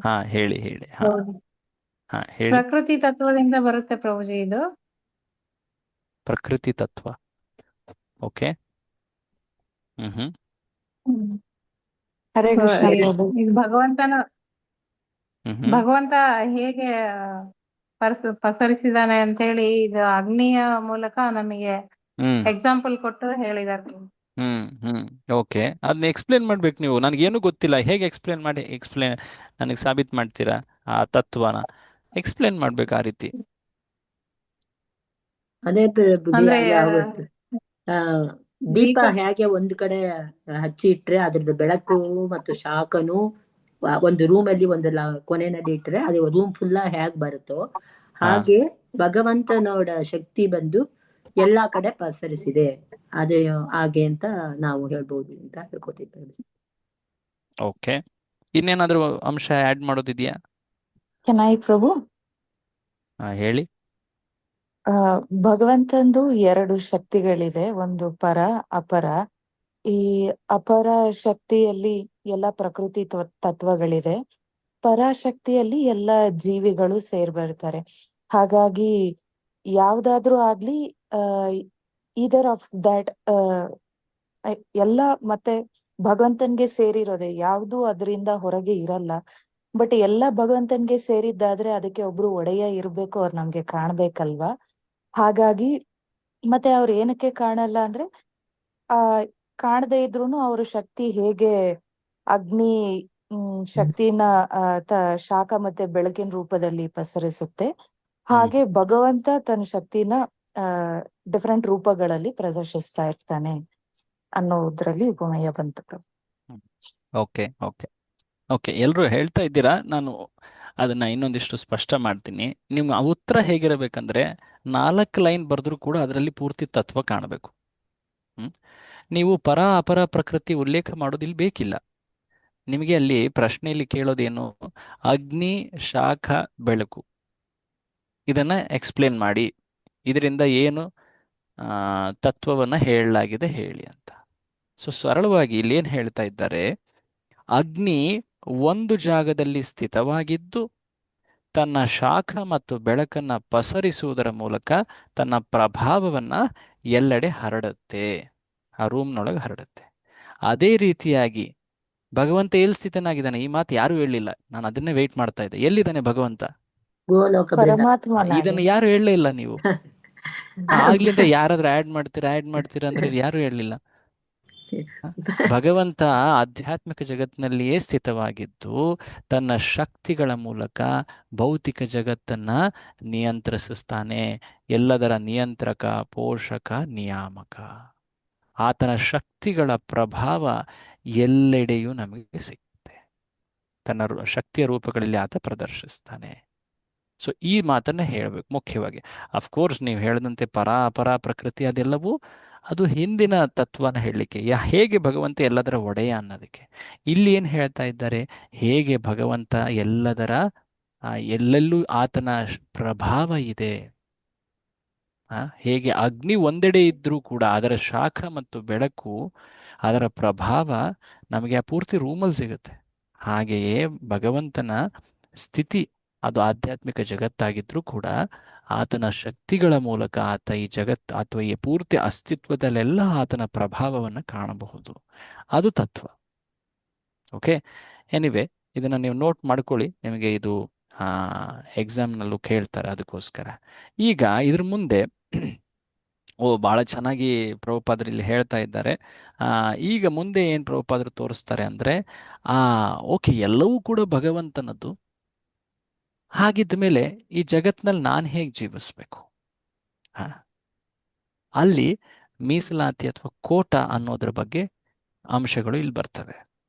ಸೊ ಈ ಜ್ಞಾನ ಏನಿದೆ ಎಲ್ಲದೂ ಕೂಡ ಭಗವಂತನಿಗೆ ಸೇರಿದ್ದು, ಎಲ್ಲವೂ ಭಗವಂತನ ಆಸ್ತಿ ಅನ್ನೋದು, ಆ ಭಗವಂತನ ಗುಣಗಳೇನು ಅನ್ನೋದು, ಇವೆಲ್ಲವನ್ನು ಕೂಡ ಮನುಷ್ಯ ಮಾತ್ರ ತಿಳ್ಕೊಳ್ಬಹುದು. ಮನುಷ್ಯ ಮಾತ್ರ ತಿಳ್ಕೊಳ್ಬಹುದು. ಈ ವೈದಿಕ ಶಾಸ್ತ್ರ, ಈ ವೈದಿಕ ಜ್ಞಾನ ಏನಿದೆ ಇದು ಮನುಷ್ಯನಿಗೆ ಅಂತಾನೆ ನೀಡ್ತಾ ಇರೋದು ಭಗವಂತ. ಪ್ರಾಣಿ ಪಶು ಪಕ್ಷಿಗಳಿಗೆ ಅನೇಕ ಸಾಮರ್ಥ್ಯಗಳಿವೆ, ಆದರೆ ಮನುಷ್ಯನ ಒಂದು ರೀತಿ ಏನು ಹೇಳ್ತಾರೆ, ಯುನೀಕ್ ಕೆಪಾಸಿಟಿ, ಬೇರೆಲ್ಲೂ ಆ ಸಾಮರ್ಥ್ಯ ಕಾಣೋದೇ ಇಲ್ಲ, ಕೇವಲ ಮನುಷ್ಯನಲ್ಲೇ ಸಿಗುವಂಥದ್ದು. ಯಾವ ಸಾಮರ್ಥ್ಯ? ಅದು ಜಿಜ್ಞಾಸೆ. ಈ ರೀತಿಯಾದಂತಹ ಉನ್ನತ ತತ್ವಗಳನ್ನು ತಿಳ್ಕೊಳ್ಳುವಂತಹ ಸಾಮರ್ಥ್ಯ, ಆ ಬುದ್ಧಿ, ಅದನ್ನು ಭಗವಂತ ನೀಡಿದ್ದಾನೆ ಮನುಷ್ಯನಿಗೆ. ಸೊ ಪ್ರತಿಯೊಬ್ಬರಿಗೂ ಕೂಡ ಭಗವಂತ ಒಂದೊಂದು ಸಾಮರ್ಥ್ಯ ಮತ್ತು ಒಂದಿಷ್ಟು ಶಕ್ತಿಯನ್ನ ನೀಡಿದ್ದಾನೆ. ಅದಕ್ಕೆ ತಕ್ಕನಾಗಿ ಆ ಜೀವಿ ಕೆಲಸ ಮಾಡಬೇಕು, ಕಾರ್ಯ ಮಾಡಬೇಕು. ಮನುಷ್ಯನಿಗೆ ಅಂತ ಏನ್ ನೀಡಿದ್ದಾನೆ ಭಗವಂತ? ಏನ್ ನೀಡಿ? ಜಿಜ್ಞಾಸೆ. ಹೌದು, ಮನುಷ್ಯನಿಗೆ ಆ ಜಿಜ್ಞಾಸೆಯ ಆ ಸಾಮರ್ಥ್ಯ ಪೂರ್ತಿ ಆಗ್ಲಿಕ್ಕೆ ಏನ್ ನೀಡಿದ್ದಾನೆ? ಬುದ್ಧಿ ಜ್ಞಾನ ನೀಡಿ ಜ್ಞಾನ ಶಕ್ತಿ ವೇದಗಳನ್ನ ನೀಡಿದ್ದಾನೆ. ಈ ಜ್ಞಾನ ಏನು ವೇದ ಏನಿದೆ ಇದು ಮನುಷ್ಯನಿಗೆ ಅಂತ ಮೀಸಲಿಟ್ಟಂಥದ್ದು. ವೇದ. ಓಕೆ. ಪ್ರಾಣಿ ಪಶು ಪಕ್ಷಿಗಳಿಗೆ ವೇದಗಳ ಉಪದೇಶಗಳು ಅಲ್ಲ, ಮನುಷ್ಯನಿಗೆ. ಸೊ ಈಗ ಆ ಮೀಸಲಾತಿ ಬಗ್ಗೆ ಮಾತನಾಡ್ತಾರೆ. ಹೇಗೆ ಪ್ರತಿಯೊಂದು ಜೀವಿಗೂ ಕೂಡ ಭಗವಂತ ಒಂದಿಷ್ಟನ್ನ ಮೀಸಲಿಟ್ಟಿದ್ದಾನೆ, ಆ ಮಾತನ್ನ ಇಲ್ಲಿ ಹೇಳ್ತಾ ಹೋಗ್ತಾರೆ. ಜ್ಯೋತಿಬಾಯಿ ಮಾತಾಜಿಯವರು ಓದಿ, ಮಾನವನು ಇದೋದಿ. ಮಾನವನು ಅದನ್ನು ತಿಳಿದುಕೊಳ್ಳುವಷ್ಟು ಬುದ್ಧಿವಂತನಾಗಿರಬೇಕು. ಭಗವಂತನಿಗೆ ಯಾರು ಯಾವುದರ ಒಡೆಯರೂ ಅಲ್ಲ. ಭಗವಂತನು ನಮಗೆ ಎಷ್ಟು ಕೊಡುತ್ತಾನೋ ಅಷ್ಟನ್ನು ಮಾತ್ರ ತೆಗೆದುಕೊಳ್ಳಬೇಕು. ಉದಾಹರಣೆಗೆ, ಹಸು ಹಾಲನ್ನು ಕೊಡುತ್ತದೆ, ಆದರೆ ಅದು ಆ ಹಾಲನ್ನು ಕುಡಿಯುವುದಿಲ್ಲ. ಅದು ಹುಲ್ಲನ್ನು ಬೋಸವನ್ನು ತಿನ್ನುತ್ತದೆ. ಅದರ ಹಾಲು ಮನುಷ್ಯರಿಗಾಗಿ ಮೀಸಲು. ಭಗವಂತನ ವ್ಯವಸ್ಥೆ ಹೀಗಿರುತ್ತದೆ. ಅವನು ನಮಗಾಗಿ ಯಾವ ವಸ್ತುಗಳನ್ನು ಮೀಸಲಿಟ್ಟಿರುವನೋ ಅವುಗಳಿಂದ ನಾವು ತೃಪ್ತರಾಗಿರಬೇಕು. ನಮ್ಮಲ್ಲಿರುವ ವಸ್ತುಗಳು ನಿಜವಾಗಿ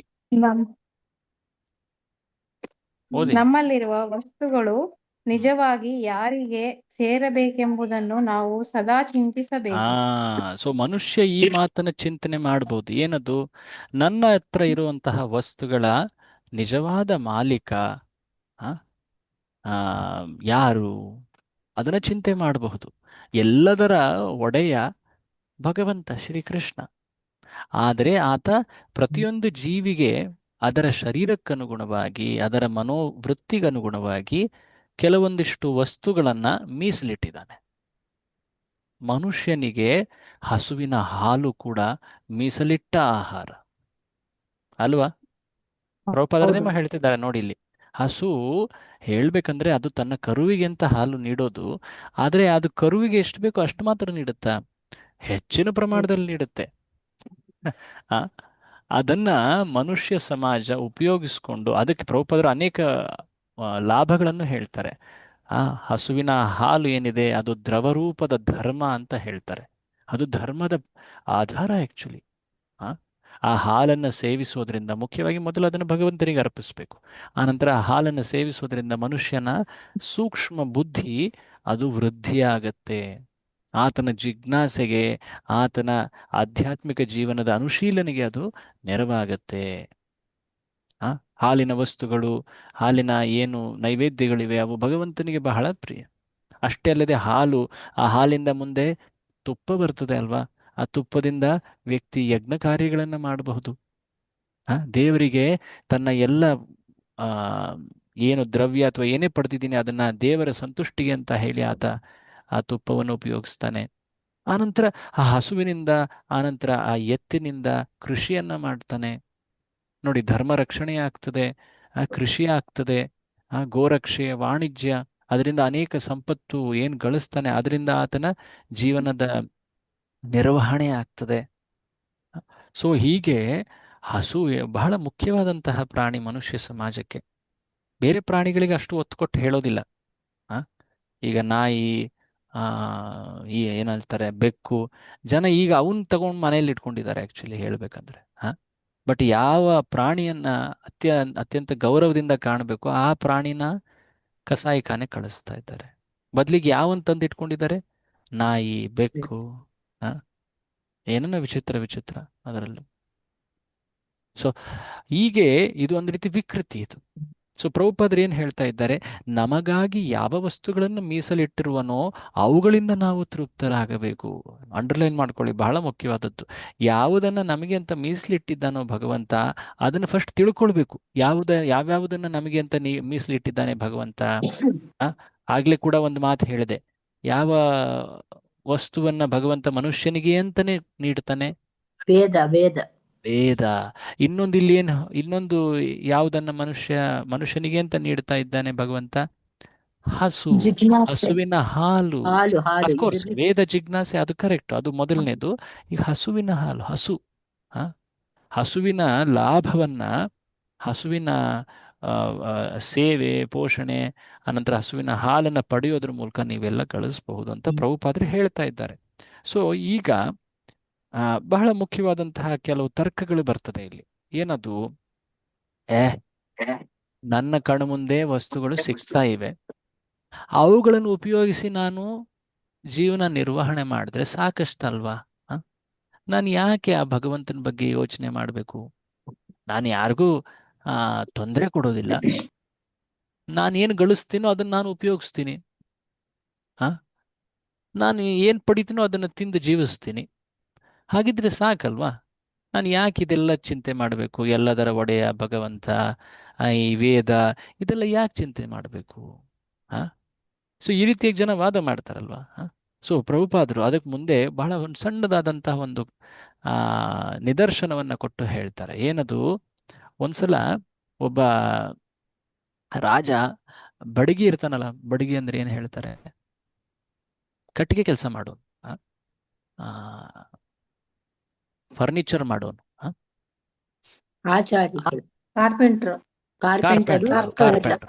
ಬಡಗಿ ಅಂತೀವಿ, ಆಚಾರ ಅಂತೀರಾ? ಓಕೆ. ಸೊ ಆತ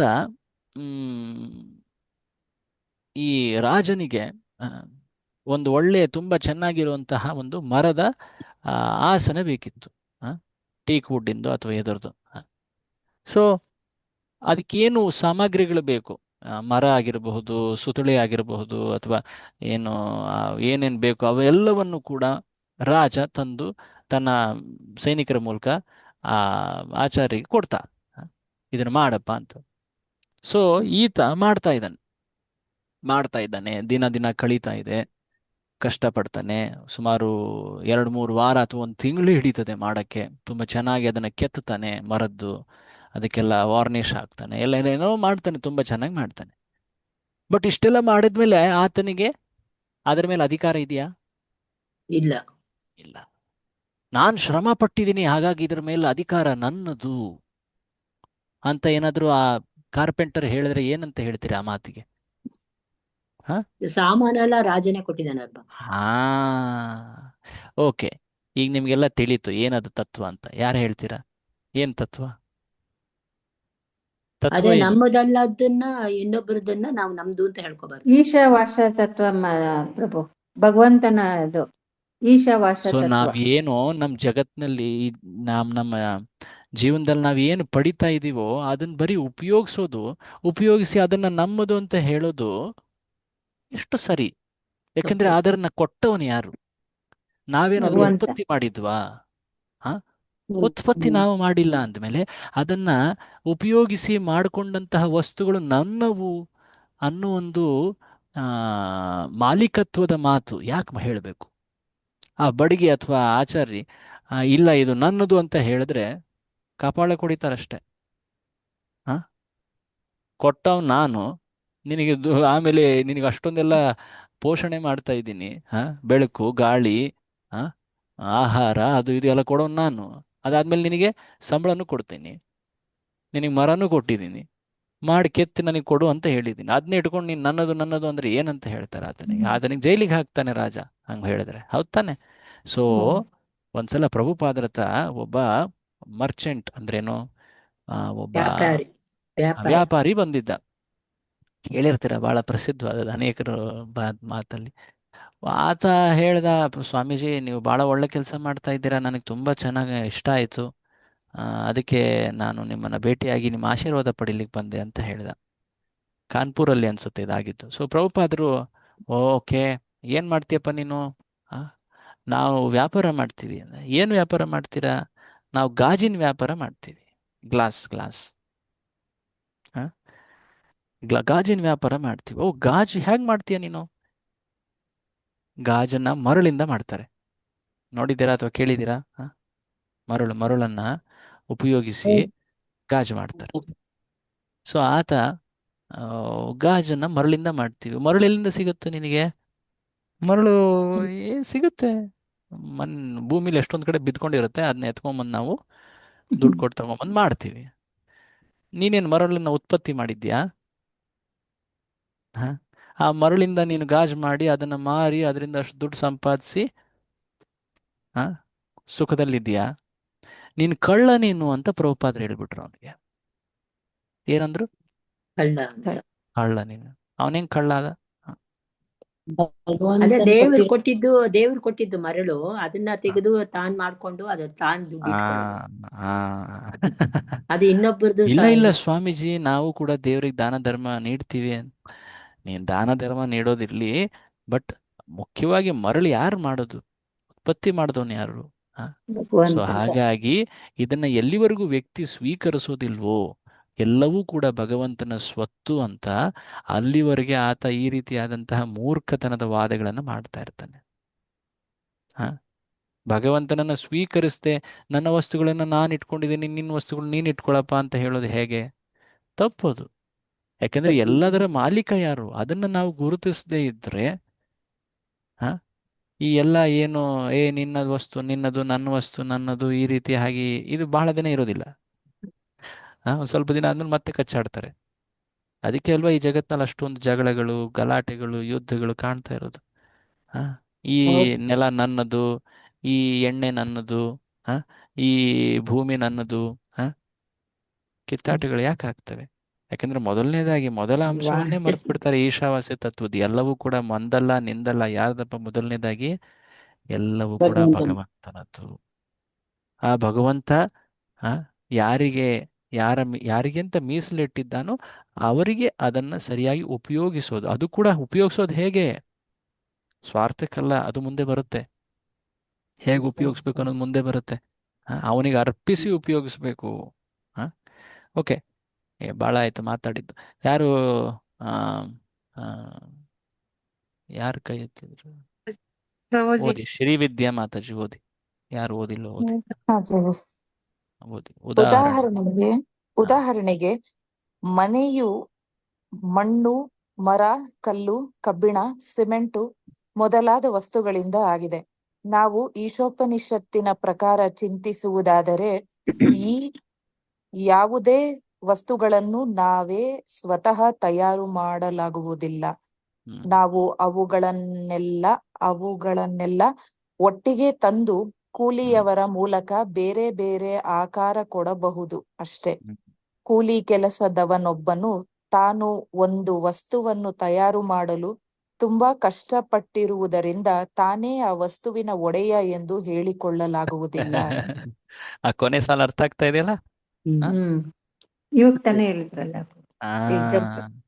ಎಕ್ಸಾಂಪಲ್. ನಾನು ಅಷ್ಟು ಕಷ್ಟಪಟ್ಟು ಕೆಲಸ ಮಾಡಿದ್ದೀನಿ, ಇದು ನನ್ನದು ಅಂತ ಹೇಳೋದು ಅದು ತಪ್ಪದು. ನಾವೆಲ್ಲ ಒಂದು ರೀತಿ ಕೂಲಿ ಕೆಲಸದವರು. ನಿಜವಾದ ಮಾಲೀಕ ಯಾರು? ಭಗವಂತ. ಸೊ ಈಗ ಪ್ರಭುಪಾದರು ಎಷ್ಟು ಚೆನ್ನಾಗಿ ಒಂದೊಂದಾಗಿ ವಿವರಿಸ್ತಾ ಇದ್ದಾರೆ ನೋಡಿ. ಈಗ ಮುಂದೆ ಪ್ರಭುಪಾದರು ಸಮಾಜದ ಬಗ್ಗೆ ಟೀಕೆ ಮಾಡ್ತಾರೆ. ಏನದು? ಓಕೆ, ಇಲ್ಲಿವರೆಗೂ ವೈಯಕ್ತಿಕ ಜೀವನದಲ್ಲಿ ಹೇಗೆ ನಾವು ನಡಿಬೇಕು ಅಂತ ಹೇಳಿದ್ರು. ಈಗ ಸಮಾಜದಲ್ಲಿ ಜನ ಭಗವಂತನ ಮಾಲೀಕತ್ವವನ್ನ, ಒಡೆತನವನ್ನ ಸ್ವೀಕರಿಸದೆ ಯಾವುದೇ ಸಾಮಾಜಿಕ ವ್ಯವಸ್ಥೆ ಮಾಡಿದ್ರು ಕೂಡ ಅದರಲ್ಲಿ ಒಂದಲ್ಲ ಒಂದು ರೀತಿಯಾದಂತಹ ದೋಷಗಳು ಕಾಣ್ತವೆ. ಈ ಜಗತ್ತಿನಲ್ಲಿ ಎರಡು ರೀತಿಯ ಸಾಮಾಜಿಕ ವ್ಯವಸ್ಥೆ ಬಹಳ ಕಡೆ ಕಾಣಸಿಗುತ್ತೆ. ಮೊದಲನೇದಕ್ಕೆ ಇಂಗ್ಲಿಷಲ್ಲಿ ಕ್ಯಾಪಿಟಲಿಸಂ ಅಂತ ಹೇಳ್ತಾರೆ, ಕನ್ನಡದಲ್ಲಿ ಬಂಡವಾಳಶಾಹಿ ಅಂತ ಹೇಳೋದು. ಕೇಳಿದ್ದೀರಾ ಬಂಡವಾಳಶಾಹಿ ಅಂದ್ರೆ? ಎರಡನೆಯದು ಕಮ್ಯುನಿಸಂ ಅಂತ ಹೇಳ್ತಾರೆ. ಕಮ್ಯುನಿಸಂಗೆ ಏನು ಹೇಳ್ತಾರಪ್ಪ ಕನ್ನಡದಲ್ಲಿ? ಕಾರ್ಮಿಕ ಶಾಹಿ. ಸೊ ಏನು ಬಂಡವಾಳಶಾಹಿ ಅಂದ್ರೆ, ಸಂಪನ್ಮೂಲಗಳ ಮೇಲೆ, ಈ ಜಗತ್ತಿನಲ್ಲಿರುವಂತಹ ಸಂಪನ್ಮೂಲಗಳ ಮೇಲೆ ಅಧಿಕಾರ ಯಾರದ್ದು? ಯಾರ ಬಳಿ ಹೆಚ್ಚು ಶಕ್ತಿ ಇದೆಯೋ, ಹೆಚ್ಚು ಸಾಮರ್ಥ್ಯ ಇದೆಯೋ ಆತ ಸ್ಪರ್ಧೆಯಲ್ಲಿ ಜಯ ಪಡೆದು ವಸ್ತುಗಳನ್ನು ತನ್ನದಾಗಿಸ್ಕೊಳ್ತಾನೆ. ಅಂದ್ರೇನು? ವ್ಯಕ್ತಿಯ ಶಕ್ತಿ ಸಾಮರ್ಥ್ಯಕ್ಕನುಸಾರವಾಗಿ ಸಂಪನ್ಮೂಲಗಳ ಮೇಲೆ ಅಧಿಕಾರ ಅಂತ ಹೇಳೋದು. ಇದು ಯಾವುದು? ಬಂಡವಾಳಶಾಹಿ ಅಥವಾ ಕ್ಯಾಪಿಟಲಿಸಂ. ನಿನ್ನ ಹತ್ರ ಹೆಚ್ಚು ಟ್ಯಾಲೆಂಟ್ ಇದೆಯಾ, ಹೆಚ್ಚು ಕೆಪಾಸಿಟಿ ಇದೆಯಾ, ಆಯ್ತು, ನೀನು ಹೆಚ್ಚು ಪಡಿತೀಯ. ಯಾರ ಹತ್ರ ಕಡಿಮೆ ಇದೆ ಅವರಿಗೆ ಏನ್ ಮಾಡಕ್ಕಾಗಲ್ಲ. ಅವರು ಕಡಿಮೆ ಪಡೆದು ಬಂದಿದ್ದಾರೆ, ಹಂಗಾಗಿ ಅವ್ರಿಗೆ ಅಷ್ಟೇ ಸಿಗೋದು. ಈಗ ಈ ಮಾತು ಹೇಳಿದ ತಕ್ಷಣನೇ ಕೆಲವರು ಯೋಚಿಸ್ಬೋದು, ಹಾಗಿದ್ರೆ ಹೆಚ್ಚು ಪಡೆದವರು ಯಾರ ಹತ್ರ ಇಲ್ವೋ ಅವ್ರ ಮೇಲೆ ಏನ್ ಮಾಡ್ತಾರೆ? ಹ ಶೋಷಣೆ, ದಬ್ಬಾಳಿಕೆ, ಇವೆಲ್ಲ ಕಾಣ್ತವಲ್ವಾ? ಕ್ಯಾಪಿಟಲಿಸ್ಟ್ ಸೊಸೈಟಿ, ಬಂಡವಾಳಶಾಹಿಗಳು ಅಂತ ಏನು ಹೇಳ್ತೀವಿ. ಅನೇಕ ದೇಶಗಳಲ್ಲಿ ಈ ರೀತಿಯಾದ ಸಾಮಾಜಿಕ ವ್ಯವಸ್ಥೆ ಇದೆ. ಯಾರ ಹತ್ರ ಹೆಚ್ಚು ಸಾಮರ್ಥ್ಯ, ಹೆಚ್ಚು ಶಕ್ತಿ ಇದೆಯೋ, ಹೆಚ್ಚು ಬುದ್ಧಿ ಇದೆಯೋ, ಅವರಿಗೆ ಹೆಚ್ಚು ಸಂಪನ್ಮೂಲಗಳು ಸಿಗ್ತವೆ. ಯಾರ ಹತ್ರ ಕಡಿಮೆ ಇದೆಯೋ ಅಥವಾ ಒಂದು ರೀತಿ ವಿಕಲತನ ಇದೆಯೋ ಅವ್ರಿಗೆ ಹೆಚ್ಚಾಗಿ ಸಿಗೋದಿಲ್ಲ. ಬಟ್ ಈ ರೀತಿಯಾದಂತಹ ಸಮಾಜದಲ್ಲಿ ಶೋಷಣೆ ಹೆಚ್ಚಾಗುತ್ತೆ. ಕ್ಯಾಪಿಟಲಿಸ್ಟ್ ಸೊಸೈಟಿ, ಅಮೆರಿಕ ಇದಕ್ಕೆ ಪರ್ಫೆಕ್ಟ್ ಎಕ್ಸಾಂಪಲ್. ಈಗ ಇನ್ನೊಂದು ರೀತಿ ಸಾಮಾಜಿಕ ವ್ಯವಸ್ಥೆ ಅಂದ್ರೆ ಕಾರ್ಮಿಕಶಾಹಿ, ಅಂದ್ರೆ ಅದಕ್ಕೆ ಕಮ್ಯುನಿಸಂ ಅಂತ ಹೇಳ್ತಾರೆ. ಕಮ್ಯುನಿಸಂ ಅಂದ್ರೆ ಏನು? ಅಲ್ಲಿ ನೀನು ಎಷ್ಟು ಸಾಮರ್ಥ್ಯ ಉಳ್ಳವನಾದರೂ ಕೂಡ ಎಲ್ಲರಿಗೂ ಒಂದೇ ಮಟ್ಟದಲ್ಲಿ ಸಂಪನ್ಮೂಲಗಳನ್ನು ನೀಡಲಾಗತ್ತೆ. ಕಡಿಮೆ ಇರೋವನ್ಗೂ ಅಷ್ಟೇ, ಹೆಚ್ಚಿರೋವನ್ಗೂ ಅಷ್ಟೇ. ಅರ್ಥ ಆಗತ್ತಾ? ಕಮ್ಯುನಿಸಂ ಅಂದ್ರೆ ಎಲ್ಲರಿಗೂ ಕೂಡ ಅದೇ ಮಟ್ಟದ ಸಂಬಳ ಅಥವಾ ಅದೇ ಮಟ್ಟದ ಸಂಪನ್ಮೂಲಗಳು ಒಂದೇ ಸಮಾನ. ಈಕ್ವಲ್. ಸೊ ಕೇಳಕ್ ಚೆನ್ನಾಗಿರುತ್ತೆ ಇದು, ಬಟ್ ನೋಡಿ ಸ್ವಲ್ಪ ಗಮನಿಸಿ. ಯಾಕೆ ಅಂದ್ರೆ ವ್ಯಕ್ತಿ ಆತ ಶ್ರಮ ಪಡೋದಕ್ಕೆ ಏನು ಸ್ಫೂರ್ತಿ? ಯಾಕೆಂದ್ರೆ ತಾನು ಎಷ್ಟು ಶ್ರಮ ಪಟ್ಟರು ಅಷ್ಟೇ ಪಡಿತೀನಿ. ಹಾಗಾಗಿ ಆತ ಸೋಂಬೇರಿ ಆಗ್ಬಿಡ್ತಾನೆ. ಕಾರ್ಮಿಕಶಾಹಿ ಸಮಾಜದಲ್ಲಿ ಜನ ಬೇಸತ್ತು ಹೋಗ್ತಾರೆ. ಅಷ್ಟೇ ಅಲ್ಲದೆ ಅವರು ಹೇಳ್ಬೋದು, ಎಲ್ಲರಿಗೂ ಕೂಡ ಸಮಾನವಾಗಿ ಸಂಪನ್ಮೂಲಗಳ ವಿತರಣೆ ಆಗಬೇಕು, ರಿಸೋರ್ಸಸ್ ಡಿವೈಡ್ ಮಾಡಬೇಕು, ಎಲ್ರಿಗೂ ಕೂಡ ಸವಲತ್ತುಗಳನ್ನು ಕೊಡಬೇಕು ಅಂತ. ಬಟ್ ಯಾರು ಮೇಲಿನ ಹುದ್ದೆಗಳಲ್ಲಿದ್ದಾರೋ ಅವ್ರು ಏನ್ ಮಾಡ್ತಿರ್ತಾರೆ? ಅವರು ಭ್ರಷ್ಟಾಚಾರದಲ್ಲಿ ತೊಡಗಿರ್ತಾರೆ. ಅವರು ತಮಗೆ ಅಂತ ಹೇಳಿ ಹೆಚ್ಚು ಸಂಪನ್ಮೂಲಗಳನ್ನ ಇಟ್ಕೊಂಡಿರ್ತಾರೆ. ಇದಕ್ಕೆ ಪರ್ಫೆಕ್ಟ್ ಎಕ್ಸಾಂಪಲ್ ಯಾವುದು? ಈಗಿನ ಜಗತ್ತಿನ ಪರಿಸ್ಥಿತಿಯಲ್ಲಿ ಸಾಕಷ್ಟಿವೆ. ಚೈನಾ, ಅದು ಪರ್ಫೆಕ್ಟ್. ಅಲ್ಲ, ನಾನೀಗ ದೇಶಗಳ ಸಾಮಾಜಿಕ ವ್ಯವಸ್ಥೆಯನ್ನ ಹೇಳ್ತಾ ಇರೋದು. ಕೆಲವೊಂದು ದೇಶಗಳು ಕಮ್ಯುನಿಸ್ಟ್ ಕಂಟ್ರಿಗಳು ಅಂತ ಹೇಳ್ತಾರೆ. ಚೈನಾ, ಮುಂಚೆ ರಷ್ಯಾನು ಹೀಗೆ ಇತ್ತು, ಈಗಲೂ ಕೂಡ ಸಾಕಷ್ಟು ಅದೇ ರೀತಿನೇ ಇರೋದು. ಕೆಲವನ್ನ ಕ್ಯಾಪಿಟಲಿಸ್ಟ್ ಸೊಸೈಟಿ, ಬಂಡವಾಳಶಾಹಿ ಸಾಮಾಜಿಕ ವ್ಯವಸ್ಥೆ ಇರೋದು ಅಂತ ಹೇಳ್ತಾರೆ. ಸೊ ಈ ರೀತಿಯಾದಂತಹ ಸಾಮಾಜಿಕ ವ್ಯವಸ್ಥೆಗಳಲ್ಲಿ ಕೇಳಕ್ ಚೆನ್ನಾಗಿದೆ. ಬಂಡವಾಳಶಾಹಿ ಅಥವಾ ಕ್ಯಾಪಿಟಲಿಸಂ ಅಂದ್ರೆ ಏನು? ತನ್ನ ಶಕ್ತಿ ಸಾಮರ್ಥ್ಯಕ್ಕನುಸಾರವಾಗಿ ಸಂಪನ್ಮೂಲಗಳು ಅಥವಾ ಸವಲತ್ತುಗಳನ್ನು ಪಡೆಯೋದು. ಬಟ್ ಆದ್ರೆ ಅಲ್ಲಿ ಏನಾಗ್ಬೋದು? ಶೋಷಣೆ ಆಗ್ಬೋದು, ದಬ್ಬಾಳಿಕೆ ಆಗ್ಬೋದು. ಯಾರ ಹತ್ರ ಹೆಚ್ಚಿಲ್ವೋ ಅವ್ರ ಮೇಲೆ ಒಂದು ರೀತಿ ಅನ್ಯಾಯವೇ ಆಗಿ ಹೋಗ್ತದೆ. ಬಟ್ ಇನ್ನೊಂದು ಕಡೆ ಕಾರ್ಮಿಕಶಾಹಿಯಲ್ಲಿ ಎಲ್ಲರಿಗೂ ಸಮಾನವಾಗಿ ನೀಡ್ತೀವಿ ಅಂತ ಹೇಳ್ತಾರೆ, ಬಟ್ ಯಾರು ಕೂಡ ಅದನ್ನ ಪಾಲನೆ ಮಾಡೋದಿಲ್ಲ. ಯಾಕಂದ್ರೆ ಎಲ್ಲರ ಮನಸ್ಸಿನಲ್ಲೂ ಲೋಭ ಅಥವಾ ದುರಾಸೆ ಇದ್ದೇ ಇರುತ್ತಲ್ವಾ? ಶೋಷಣೆ ಅಲ್ಲೂ ಇದೆ, ಭ್ರಷ್ಟಾಚಾರ ಅಲ್ಲೂ ಇದೆ. ಹಾಗಾಗಿ ಕಮ್ಯುನಿಸಂ ಎಲ್ಲೂ ಕೂಡ ಅದು ಬಹಳ ದಿನ ನಡೀಲೂ ಇಲ್ಲ. ಲೆನಿನ್, ಮಾರ್ಕ್ಸು ಈ ರೀತಿಯಾಗಿ ಅನೇಕರು ಬಂದರು, ಅನೇಕರು ಚೆನ್ನಾಗಿ ಹೇಳೋದ್ರು. ಬಟ್ ಅವೆಲ್ಲವೂ ಕೂಡ ಒಂದು ರೀತಿ ಧರ್ಮ ನಿರಪೇಕ್ಷವಾಗ್ಬಿಟ್ವು.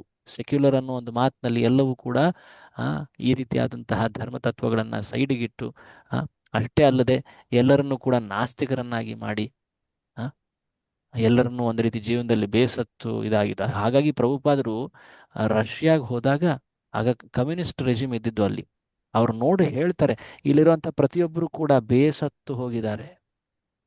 2 ದಿನಕ್ಕೆ ಹೋಗಿದ್ರು ಪ್ರಭುಪಾದ ರಷ್ಯಾ. ಎಲ್ಲರೂ ಬೇಸತ್ತು ಹೋಗಿದ್ದಾರೆ. ಅವರು ಕಾಯ್ತಾ ಇದ್ದಾರೆ ಯಾವುದಾದ್ರೂ ಒಂದು ಉತ್ತಮವಾದಂತಹ ಜೀವನ ತತ್ವಗಳು ಸಿಗಲಿ ಅಂತ. ಅವರು ಜಿಜ್ಞಾಸೆ ಮಾಡ್ತಾ ಇದ್ದಾರೆ. ಅವ್ರಿಗೆ ಬೇಕಾಗಿದೆ ಕೃಷ್ಣ ಪ್ರಜ್ಞೆ. ಪ್ರಭುಪಾದರ 2 ದಿನದಲ್ಲಿ ಒಬ್ಬ ವ್ಯಕ್ತಿಗೆ ಪ್ರಚಾರ ಮಾಡಿದ್ರು. ಆ ಒಬ್ಬ ವ್ಯಕ್ತಿ ಪೂರ್ತಿ ದೇಶಕ್ಕೆ ಕೃಷ್ಣ ಪ್ರಜ್ಞೆಯ ಕಿಚ್ಚನ್ನು ಹಚ್ಚಿದ. ಹಾಗಾಗಿ ಇಂದು ಕೂಡ ನೀವು ರಷ್ಯಾ ಅಥವಾ ಆ ರೀತಿಯಾದಂಥ ದೇಶಗಳಲ್ಲಿ ಎಷ್ಟು ಭಕ್ತಿಯ ಪಾಲನೆಯನ್ನು ಕಾಣ್ತೀರಾ. ಅಂದ್ರೆ ಅವರ ಸಾಮಾಜಿಕ ವ್ಯವಸ್ಥೆ ಅವರನ್ನ ಬೇಸತ್ತು ಒಂದು ರೀತಿ ನೀರಸ ಮಾಡಿಬಿಟ್ಟಿದೆ. ಹರೇ ಕೃಷ್ಣ, ಇದು ತಿಳಿತಾ ಇದೆಯಾ ನಾನೇನು ಹೇಳ್ತಾ ಇದ್ದೀನಿ? ಹರೇ ಕೃಷ್ಣ. ಸೊ ಸಾಮಾಜಿಕ ವ್ಯವಸ್ಥೆ ಈ ಈಶಾವಾಸ್ಯ ತತ್ವವನ್ನು ಪಾಲಿಸದಿದ್ರೆ ಅದು ಹೊರ ರೂಪದಲ್ಲಿ ಚೆನ್ನಾಗಿರ್ಬೋದು. ಎಲ್ರು ಎಷ್ಟು ಅವರಿಗೆ ಶಕ್ತಿ ಇದೆಯೋ ಅವರಿಗೆ ಅಷ್ಟು ಸಿಗುತ್ತೆ, ತಪ್ಪೇನಿದೆ, ಬಹಳ ಚೆನ್ನಾಗಿದೆ.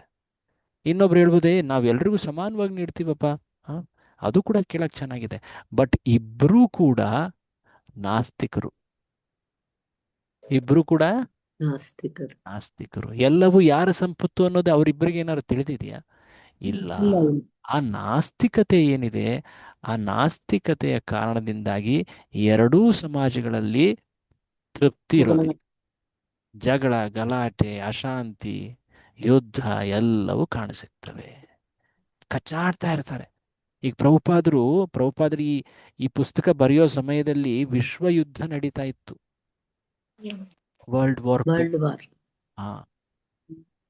II ನಡೆಯೋಕೆ ಪೂರ್ತಿ ಆ ರೀತಿಯ ಸಿಚುವೇಶನ್ ಬಂದಿತ್ತು. ಸೊ ಪ್ರಭುಪಾದರ ಈ ಬರವಣಿಗೆಯಲ್ಲಿ ಆ ಉಲ್ಲೇಖವನ್ನು ನಾವು ಕಾಣ್ತೀವಿ. ಓಕೆ, ಓದೋದ್ರ ಮೂಲಕ ನಾವು ಡೈರೆಕ್ಟ್ ಆಗಿ ಅದನ್ನ ತಿಳ್ಕೊಳ್ಳೋಣ.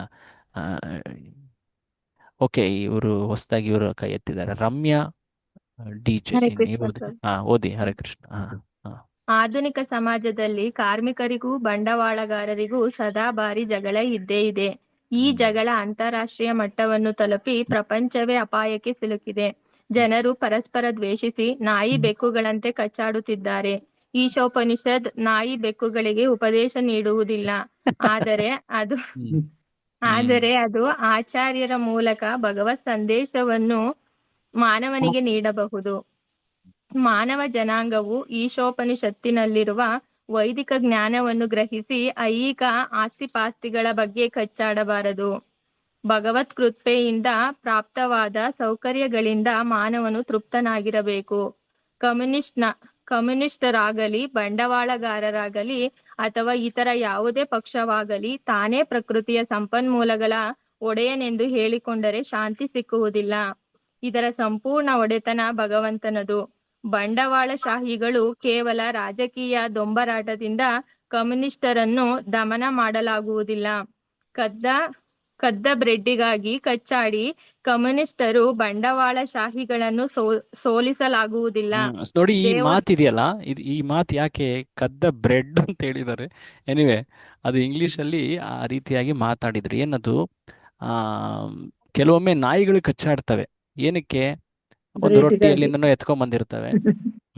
ಎಲ್ಲಿಂದನೋ ಎತ್ಕೊಂಡ್ಬಂದಿರೋದು ಆಕ್ಚುಲಿ ಅಂದ್ರೆ ಏನೋ ಕಳ್ತನ ಮಾಡಿರೋ ಅಂತಹ ವಸ್ತುವಿನ ಮೇಲೆ ಕಾದಾಡ್ತಾ ಇದ್ದಾವೆ. ಇಬ್ರು ಕೂಡ ಕಳ್ರೆ.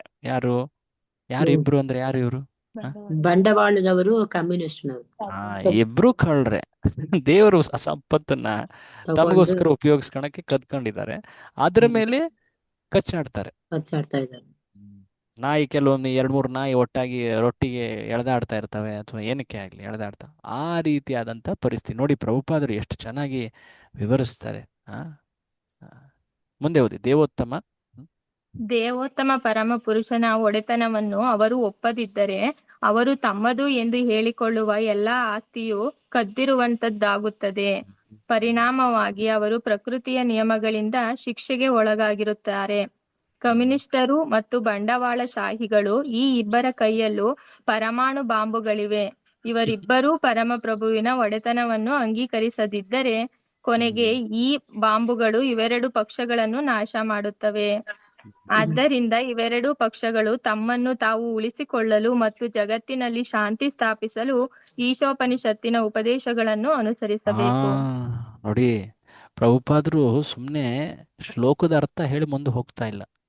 ಸಮಾಜವನ್ನು ನಾವು ಕಂಡಾಗ ಈ ಈಶಾವಾಸ್ಯ ತತ್ವದ ದೃಷ್ಟಿಯಿಂದ ನಾವು ಅದನ್ನು ಹೇಗೆ ಬಗೆಹರಿಸಬಹುದು. ಸಮಾಜದ ಸಮಸ್ಯೆಗಳು, ಅನೇಕ ಸಮಸ್ಯೆಗಳಿವೆ ಅಲ್ವಾ? ಈಗಿನ ಕಾಲದಲ್ಲೂ ಕೂಡ ಈ ರೀತಿಯಾದ ಕಚ್ಚಾಟ, ಒಡೆತನೋ ಯುದ್ಧಗಳು ನಡೀತಾನೆ ಇವೆ. ಯಾಕೆ ನಡೀತಾ ಇವೆ? ಈ ತತ್ವದ ಜ್ಞಾನ ಇಲ್ಲ, ಪಾಲನೆ ಇಲ್ಲ, ಅನುಸರಣೆ ಮಾಡ್ತಾ ಇಲ್ಲ.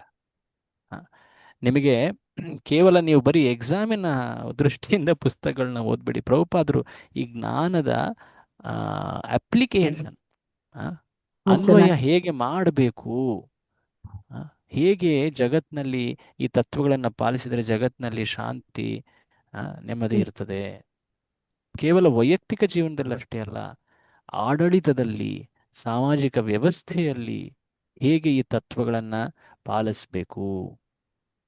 ಇನ್ಫ್ಯಾಕ್ಟ್ ನಮ್ಮ ಸಣ್ಣ ಸಮಾಜ ಆಗಿರ್ಬೋದು, ನಮ್ಮ ಸಣ್ಣ ಸಮುದಾಯದಲ್ಲೂ ಕೂಡ ಇದನ್ನು ಪಾಲಿಸಬೇಕು. ಹಾಂ, ನಿಮಗೆ ಈ ಪೂರ್ತಿ ಭಕ್ತಿಶಾಸ್ತ್ರಿ ಕೋರ್ಸ್ನಲ್ಲಿ ಕೆಲವು ಪ್ರಬಂಧಗಳನ್ನು ಬರೀಲಿಕ್ಕೆ ಹೇಳಲಾಗತ್ತೆ. ಎಸ್ಸೆ, ಓಪನ್ ಬುಕ್ ಪರೀಕ್ಷೆ ಅಂತ ಹೇಳ್ತಾರೆ. ಅಲ್ಲಿ ನೀವು ಈ ರೀತಿಯಾಗಿ ಯೋಚನೆ ಮಾಡಬೇಕು. ಬರೀ ಬಾಯ್ಪಾಠ ಮಾಡಿ ಹೇಳೋದಲ್ಲ ಅದು ಒಂದು ರೀತಿ ಪರೀಕ್ಷೆ. ಕಂಠಸ್ಥ ಮಾಡಿ ಎಕ್ಸಾಕ್ಟ್ ವರ್ಡ್ಸ್ಗಳನ್ನ ಹೇಳೋದು. ಇನ್ನೊಂದೇನು, ವೈಚಾರಿಕತೆ ಬೆಳೆಸ್ಕೊಳ್ಬೇಕು. ಥಾಟ್ಫುಲ್ನೆಸ್. ಈ ಪ್ರಭುಪಾದರಿ ಸಿದ್ಧಾಂತಗಳನ್ನು ಹೇಗೆ ಜಗತ್ತಿನಲ್ಲಿ ನಾವು ಇದನ್ನು ಅನ್ವಯ ಮಾಡಬಹುದು, ಜಗತ್ತಿನಲ್ಲಿ ಈ ಸಮಸ್ಯೆಗಳು ಯಾಕೆ ಆಗ್ತಾ ಇವೆ, ಆ ಕಾರಣ ಏನು, ಈ ತತ್ವಗಳ ಪಾಲನೆ ಆಗದೆ ಇರುವಂಥದ್ದು. ಅದನ್ನು ನೀವು ಕಂಡು ಹೇಳಬೇಕು, ನೀವೇ ಅದನ್ನು ಬರಿಬೇಕು. 1-2 ಪೇಜು ನೀವು ಆನ್ಸರ್ನ ಬರಿಬೇಕು. ಉದಾಹರಣೆಗೆ, ಈಗ ಒಂದು ದೊಡ್ಡದಾದಂತಹ ಯುದ್ಧ, ಅನೇಕ ಯುದ್ಧ ನಡೀತಾ ಇದ್ದಾವೆ. ಒಂದು ಯುದ್ಧ ನಡೀತಾ ಇರೋದು ಏನದು, ಉಕ್ರೇನ್ ಮತ್ತು ರಷ್ಯಾ, ಅಥವಾ ಇರಾಕ್ ಮತ್ತು ಇರಾನ್ ಮತ್ತು ಇಸ್ರೇಲ್. ಇವೆಲ್ಲ ಏನಕ್ಕೆ ನಡೀತಾ ಇದ್ದಾವೆ? ಇಬ್ಬರು ಕೂಡ ಕಳ್ರೆ ತಾವಿರುವಂಥ ಇನ್ನೊಬ್ಬರ ಭೂಮಿನ ಕಬಳಿಸೋಕ್ಕೆ ನೋಡ್ತಾ ಇದ್ದಾರೆ. ಇನ್ನೊಬ್ಬರನ್ನ ಆಕ್ರಮಣ ಮಾಡಿ ತಮ್ಮದು ಅಂತ ಪಡೀಲಿಕ್ಕೆ ನೋಡ್ತಾ ಇದ್ದಾರೆ. ಹೌದು ತಾನೆ? ಅವರು ಈಶಾವಾಸ್ಯ ತತ್ವ ತಿಳ್ಕೊಂಡಿದ್ರೆ, ನನಗೆಂತ ಮೀಸಲಿಟ್ಟಿರೋ ಭೂಮಿ ಇಷ್ಟು, ನಾನು ಬೇರೆಯವ್ರದನ್ನು ಉಪಯೋಗಿಸ್ಬಾರ್ದು. ಇದು ಎಷ್ಟು ಸರಳವಾಗಿದೆ ನೋಡಿ. Is it not? ಇವೆರಡರ ಈ ಎಲ್ಲ ಭೂಮಿಯ ಒಡೆಯ ಯಾರು? ಭಗವಂತ. ಇದನ್ನ ತಿಳ್ಕೊಂಡ್ರೆ ಜಗತ್ತಿನಲ್ಲಿ ನೀವೇನು ಹೆಚ್ಚು ಆಧ್ಯಾತ್ಮಿಕ ಜಗತ್ತು ಹೋಗೋದು, ಮೋಕ್ಷ, ಅದ್ರ ಬಗ್ಗೆ ಮಾತಲ್ಲ. ಸಿಂಪಲ್ ಪೀಸ್ ಅಂಡ್ ಆರ್ಡರ್, ಶಾಂತಿ, ಎಲ್ಲವೂ ಕೂಡ ಸರಿಯಾಗಿರ್ತದೆ. ಸೊ ಪ್ರಭುಪಾದರು ಇದನ್ನ ಸ್ಪಷ್ಟವಾಗಿ ಇದನ್ನಲ್ಲಿ ಹೇಳ್ತಾ ಇದ್ದಾರೆ. ಓಕೆ, ನಿಮ್ಮ ಅಕ್ಕನ ತಂಗಿ ಇನ್ನೊಬ್ರು ಇದ್ದಾರಲ್ಲ, ಅವ್ರು ಓದಿ. ಯಾರು ಓದ್ತಾ ಇದ್ರಲ್ಲ? ಇನ್ನೊಬ್ರು ಓದಿ. ಓದಿ. ಮಾನವರು ನಾಯಿ ಬೆಕ್ಕುಗಳಂತೆ ಕಚ್ಚಾಡಬಾರದು. ಮಾನವ ಜೀವನದ ಮಹತ್ವವನ್ನು, ಗುರಿಯನ್ನು ಅರಿಯುವಷ್ಟು ಅವರು ಬುದ್ಧಿವಂತರಾಗಿರಬೇಕು. ವೈದಿಕ ಸಾಹಿತ್ಯಗಳಿರುವುದು ಮಾನವ ಜನಾಂಗಕ್ಕಾಗಿಯೇ ಹೊರತು ನಾಯಿ ಬೆಕ್ಕುಗಳಿಗಲ್ಲ. ನಾಯಿ ಬೆಕ್ಕುಗಳು ಪಾಪ ಕಟ್ಟಿಕೊಳ್ಳದೆ ಆಹಾರಕ್ಕಾಗಿ ಇತರ ಪ್ರಾಣಿಗಳನ್ನು ಕೊಲ್ಲಬಹುದು. ಆದರೆ ಒಬ್ಬನು ತನ್ನ ಬಾಯಿ ಚಪಲಕ್ಕಾಗಿ ಒಂದು ಪ್ರಾಣಿಯನ್ನು ಕೊಂದರೆ ಅವನು ಪ್ರಕೃತಿ ನಿಯಮಗಳನ್ನು ಉಲ್ಲಂಘಿಸಿದಂತಾಗುತ್ತದೆ. ಪರಿಣಾಮವಾಗಿ ಅವನು ಶಿಕ್ಷೆಗೊಳಗಾಗಬೇಕಾಗುತ್ತದೆ. ಸೊ ಇಲ್ಲಿ ಕೆಲವೊಮ್ಮೆ ಜನ ಹೇಳ್ತಾರೆ, ಅರೆ ಈಗ ಆಹಾರದ ಬಗ್ಗೆ ಮಾತಾಡ್ತಾರೆ ಪ್ರಭುಪಾದರು. ಸೊ ಇಲ್ಲಿವರೆಗೆ 2-3 ವಿಚಾರ ಹೇಳಿದ್ರು. ಮೊದಲನೇದಾಗಿ, ವೇದ ಅದು ಮನುಷ್ಯನಿಗೆ ಅಂತ ಮೀಸಲಿಟ್ಟಿರುವಂಥದ್ದು, ಅದು ವೇದ, ವೈದಿಕ ಜ್ಞಾನ. ಎರಡನೇದೇನು ಹೇಳಿದ್ರು? ಇನ್ನೊಂದೇನು ಮೀಸಲಿಟ್ಟಿದ್ದಾರೆ ಮನುಷ್ಯನಿಗೆ? ಹಸುವಿನ ಹಾಲು. ಕರೆಕ್ಟ್, ಚೆನ್ನಾಗಿ ನೆನಪಿಟ್ಟಿದ್ದಾರೆ. ಅದಾದ್ಮೇಲೆ ಈಗ ಸಾಮಾಜಿಕ ವ್ಯವಸ್ಥೆ ಬಗ್ಗೆ ಮಾತನಾಡಿದ್ರು ಪ್ರಭುಪಾದರು. ಈಗ ಆಹಾರದ ಬಗ್ಗೆ ಮಾತಾಡ್ತಾರೆ.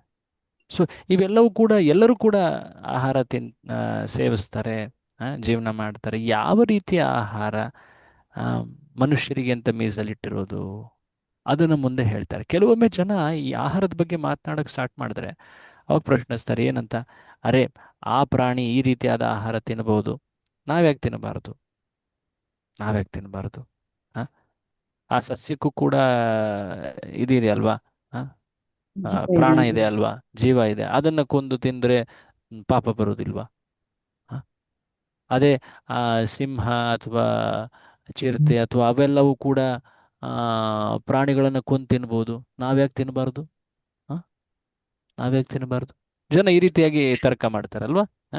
ಸೊ ಪ್ರಭುಪಾದರು ಏನ್ ಹೇಳ್ತಾರೆ ನೋಡಿ, ನಾಯಿ ಬೆಕ್ಕುಗಳು ಪಾಪ ಕಟ್ಟಿಕೊಳ್ಳದೆ ಆಹಾರಕ್ಕಾಗಿ ಇತರ ಪ್ರಾಣಿಗಳನ್ನ ಕೊಲ್ಲಬಹುದು. ಕರ್ಮ ಸಿದ್ಧಾಂತ ಏನಿದೆ, ಕರ್ಮ ಸಿದ್ಧಾಂತ ಅಂದ್ರೆ ಏನು?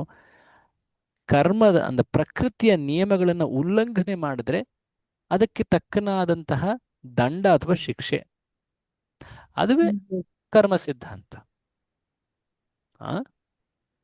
ಸೊ ಈ ನಿಯಮಗಳನ್ನ ಏನು ಮಾಡಿದ್ದಾರೆ, ಆ ನಿಯಮಗಳನ್ನ ಮೊದಲನೇದಾಗಿ ಅರ್ಥ ಮಾಡ್ಕೊಳ್ಬೇಕು. ಯಾರಿಗೋಸ್ಕರ ಯಾವ ನಿಯಮ? ಮನುಷ್ಯನಿಗೆ ಏನ್ ನಿಯಮ, ಪ್ರಾಣಿ ಪಶು ಪಕ್ಷಿಗೆ ಏನ್ ನಿಯಮ? ಪ್ರಾಣಿ ಪಶು ಪಕ್ಷಿಗೆ ನಿಯಮ ಅಂದ್ರೆ ಏನ್ ಗೊತ್ತಾ? ಅದು ಬೇರೆ ಯಾವ ಕಾರ್ಯನ ಮಾಡಕ್ಕೆ ಆಗೋದಿಲ್ಲ. ಕೇವಲ ಏನ್ ಮಾಡುತ್ತೆ ಅದು? ತಿನ್ನೋದು, ಮಲಗೋದು, ಬೇರೆ ಇನ್ನೊಂದು ಏನೋ ಸಂತಾನೋತ್ಪತ್ತಿ ಮಾಡೋದು, ಯಾರಾದರೂ ತನ್ನ ವಸ್ತುಗಳ ಮೇಲೆ ಎರಗಿದ್ರೆ ಅದನ್ನ ಅವ್ರನ್ನ ಕೊಲ್ಲೋದು. ಆಹಾರ, ನಿದ್ರಾ, ಭಯ, ಮೈಥುನ, ಇವೆಲ್ಲ ಯಾರು ಮಾಡ್ತಾರೆ? ಯಾರು ಮಾಡ್ತಾರೆ? ಪ್ರಾಣಿ ಪಕ್ಷಿಗಳು. ಪ್ರಾಣಿಗಳು, ಪಾಶು ಪಕ್ಷಿಗಳು, ಇವೆಲ್ಲವೂ ಇದನ್ನೇ ಮಾಡೋದು. ಬಟ್ ಮನುಷ್ಯನಿಗೆ ಬುದ್ಧಿ ಕೊಟ್ಟಿದ್ದಾನೆ ಭಗವಂತ, ವೈಚಾರಿಕತೆ ಕೊಟ್ಟಿದ್ದಾನೆ, ಜಿಜ್ಞಾಸೆ ಅಂತ ಮಾಡುವಂತಹ ಆ ಶಕ್ತಿ ಕೊಟ್ಟಿದ್ದಾನೆ. ಆ ಶಕ್ತಿ ಕೊಟ್ಟ ಮೇಲೆ ಅದಕ್ಕೆ ತಕ್ಕನಾದಂತಹ ನಿಯಮಗಳನ್ನು ಕೊಟ್ಟಿದ್ದಾನೆ. ಇಷ್ಟು ಶಕ್ತಿ ಪಡೆದ ಮೇಲೆ ನೀವು ನಿಯಮಗಳನ್ನ ಇಲ್ಲ ನಾನು ಪ್ರಾಣಿ ಅಂತ ಬದುಕ್ತೀನಿ ಅಂದ್ರೆ ಪ್ರಾಣಿ ಆಗು ಅಂತ ಹೇಳ್ತಾನೆ ಭಗವಂತ. ಆಮೇಲೆ ಆತನಿಗೆ ಏನ್ ಮಾಡ್ತಾನೆ? ಪ್ರಾಣಿ ಜನ್ಮ ನೀಡ್ತಾನೆ. ಪ್ರಕೃತಿ ಏನ್ ಮಾಡುತ್ತೆ? ಪ್ರಾಣಿ ಜನ್ಮ ನೀಡುತ್ತೆ. ಸೊ ಯಾರೊಬ್ರು ಪ್ರಕೃತಿ ನಿಯಮಗಳನ್ನ ಉಲ್ಲಂಘಿಸ್ತಾರೋ ಅವರಿಗೆ ತಕ್ಕನಾದಂತಹ ಶಿಕ್ಷೆ ಕೂಡ ನೀಡಲಾಗುತ್ತೆ. ಸೊ ಈ ಕರ್ಮ ಸಿದ್ಧಾಂತ ಏನಿದೆ, ಅಥವಾ ಕ್ರಿಯೆಗೆ ತಕ್ಕನಾದಂತಹ ಪ್ರತಿಕ್ರಿಯೆ ಏನು ದೊರಕುತ್ತೆ, ಅದು ಯಾರಿಗೆ ಅದು ಮುಖ್ಯವಾಗಿರುವಂಥದ್ದು? ಮನುಷ್ಯನಿಗೆ. ಮನುಷ್ಯನಿಗೆ. ಜನ ಅದನ್ನ ಒಂದು ರೀತಿ ಪ್ರಾಣಿ ಮಾಡ್ಬೋದು, ಪಶು ತರ, ಆ ರೀತಿಯಾಗಿ ನಾನು ಯಾಕೆ ವರ್ತಿಸಬಾರದು? ಪ್ರಾಣಿ, ಪಶು, ಪಕ್ಷಿಗಳು ಹೇಗ್ ಬೇಕೋ ಹಾಗಿರ್ತವೆ. ಆ ಬಟ್ಟೆ ಇಲ್ಲದೆ ಏನ್ ಬೇಕೋ ಅದು ತಿನ್ಕೊಂತ, ಎಲ್ ಬೇಕೋ ಅಲ್ಲಿ ಮಲ್ಕೊಳ್ತಾ, ಅದಕ್ಕೆ ಅವು ಪೆಟ್ಟು ತಿಂತವೆ. ಅವುಗಳ ಜೀವನನು ಹಾಗೆ ನಾಯಿ ಪಾಡು ಅಥವಾ ಏನಂತೀವಲ್ಲ ಆ ರೀತಿಯಾಗಿರುತ್ತೆ. ನಾಯಿ ಪಾಡ್ತಾರ ಅಂತ ಹೇಳ್ತಾರೆ. ಸೊ ಆ ರೀತಿಯಾಗಿ ನೀನ್ ಜೀವನ ಮಾಡಿದ್ರೆ ನಿನ್ ಪಾಡು ನಾಯಿ ಪಾಡು ಆಗುತ್ತೆ.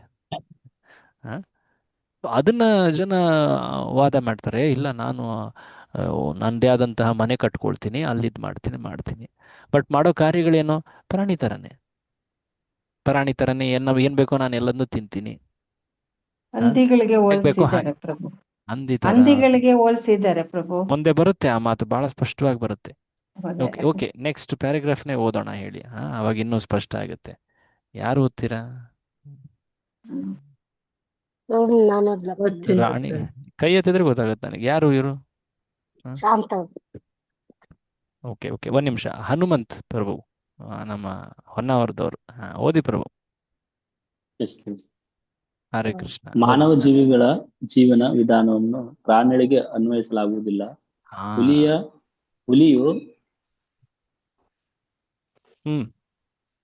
ಕಂಟಿನ್ಯೂ ಮಾಡಬೇಕು. ಮುಂದೋದಿ. ಎಸ್. ಹುಲಿಯು ಅಕ್ಕಿಯನ್ನಾಗಲಿ ಗೋಧಿಯನ್ನಾಗಲಿ ತಿನ್ನುವುದಿಲ್ಲ, ಹಸುವಿನ ಹಾಲನ್ನು ಕುಡಿಯುವುದಿಲ್ಲ, ಏಕೆಂದರೆ ಪ್ರಾಣಿಯು ಮಾಂಸವೇ ಅದಕ್ಕೆ ಆಹಾರ. ಪ್ರಾಣಿಗಳು, ಪಕ್ಷಿಗಳು ಸಸ್ಯಾಹಾರಿಗಳು, ಮಾಂಸಾಹಾರಿಗಳು ಆಗಿರುತ್ತವೆ. ಇವು ಯಾವುವು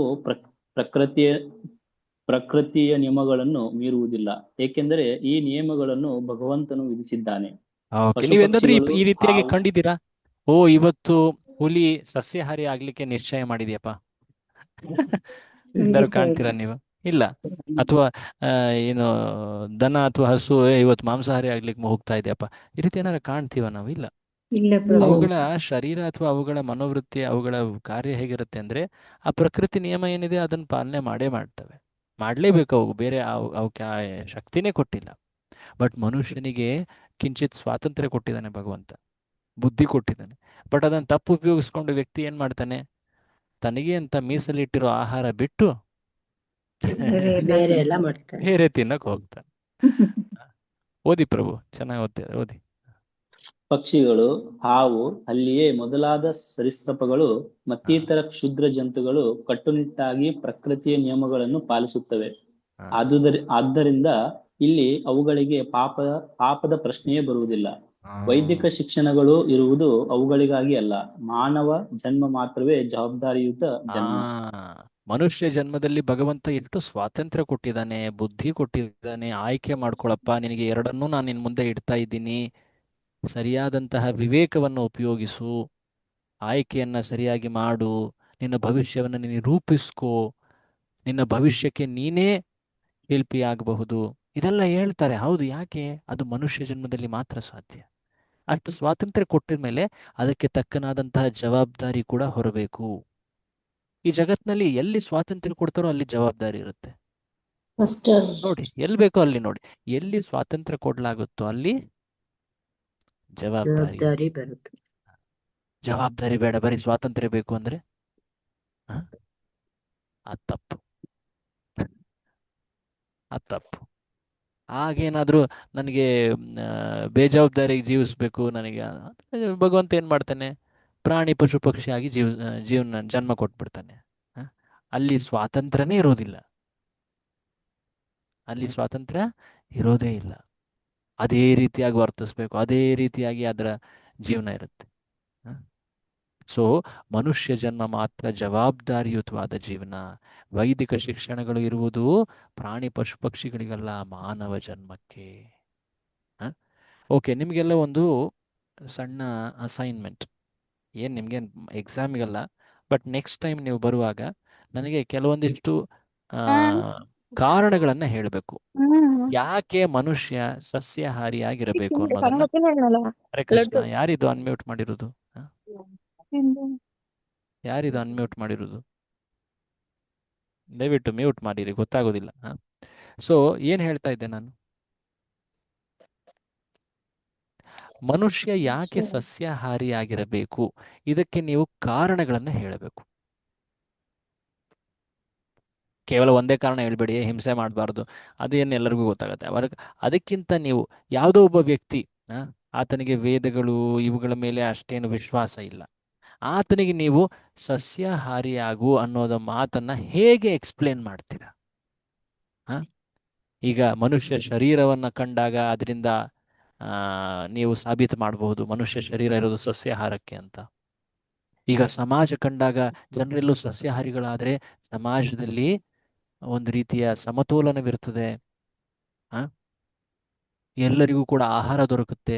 ಸೊ ಈ ರೀತಿಯಾದಂಥ ಕಾರಣಗಳನ್ನು ನೀವು ದಯವಿಟ್ಟು ನಾಳೆ ಲಿಸ್ಟ್ ಮಾಡ್ಕೊಂಡು ಬನ್ನಿ. Why should a human being B vegetarian? ಯಾಕೆ ಮನುಷ್ಯ ಸಸ್ಯಾಹಾರಿಯಾಗಿರಬೇಕು? ಸತ್ವಗುಣಗಳಿರುತ್ತದೆ. ಅಲ್ಲ, ಈಗ ಉತ್ತರ ಹೇಳೋದ್ ಬೇಕಿಲ್ಲ. ನಾಳೆ ಅದನ್ನ 1, 2, 3 ಅದಕ್ಕೆ 16 ಇದಾವೆ, ಅದನ್ನೆಲ್ಲ ನಾನು ನಿಮ್ಮ ಬಾಯಿಂದ ಕೇಳಬೇಕು. ಓಕೆ, ಸೊ ಇದನ್ನ ಮಾಡ್ಕೊಂಡು ಬರಬೇಕು, ಸುಮ್ಮನೆ ಅನ್ನೋದಿಲ್ಲ. ನಾಳೆ ದಯವಿಟ್ಟು ಅದನ್ನು ನೀವು ಬೇಕಾದರೆ ಇಂಟರ್ನೆಟ್ಟಲ್ಲಿ ಚೆಕ್ ಮಾಡಿ ಅಥವಾ ನಿಮಗೆ ತಿಳಿದಿರುವಂಥವುಗಳನ್ನು ಬರ್ಕೊಳ್ಳಿ. ಏನದು? ಏನು ಪ್ರಶ್ನೆ? ಮನುಷ್ಯನು ಯಾಕೆ ಸಸ್ಯಾಹಾರಿ ಆಗಿರ್ಬೇಕು? ಇದಕ್ಕೆ ಕಾರಣಗಳನ್ನು ನೀವು ಬರ್ಕೊಂಡು ಬರಬೇಕು. ಆಮೇಲೆ ಇದೇ ಕಾರಣಗಳನ್ನು ನೀವು ಉಪಯೋಗಿಸ್ಕೊಂಡು ಮುಂದೆ ಪ್ರಚಾರ ಮಾಡಿ. ಹೌದ್ ತಾನೆ? ಯಾಕಂದ್ರೆ ಅನೇಕ ಬಾರಿ ಜಗತ್ತಿನಲ್ಲಿ ಮಾಂಸಾಹಾರ ಎಷ್ಟು ಹೆಚ್ಚಾಗ್ತಾ ಇದೆ ಅಲ್ವಾ? ಸೊ ಹಾಗಾಗಿ ಆ ಧರ್ಮದ ತತ್ವವಾದಂತಹ ದಯೆ ಅದು ಖಂಡವಾಗ್ತಾ ಇದೆ. ಪ್ರಭುಪಾದರು ಮುಂದೆ ಇದನ್ನ ಹೇಳ್ತಾರೆ.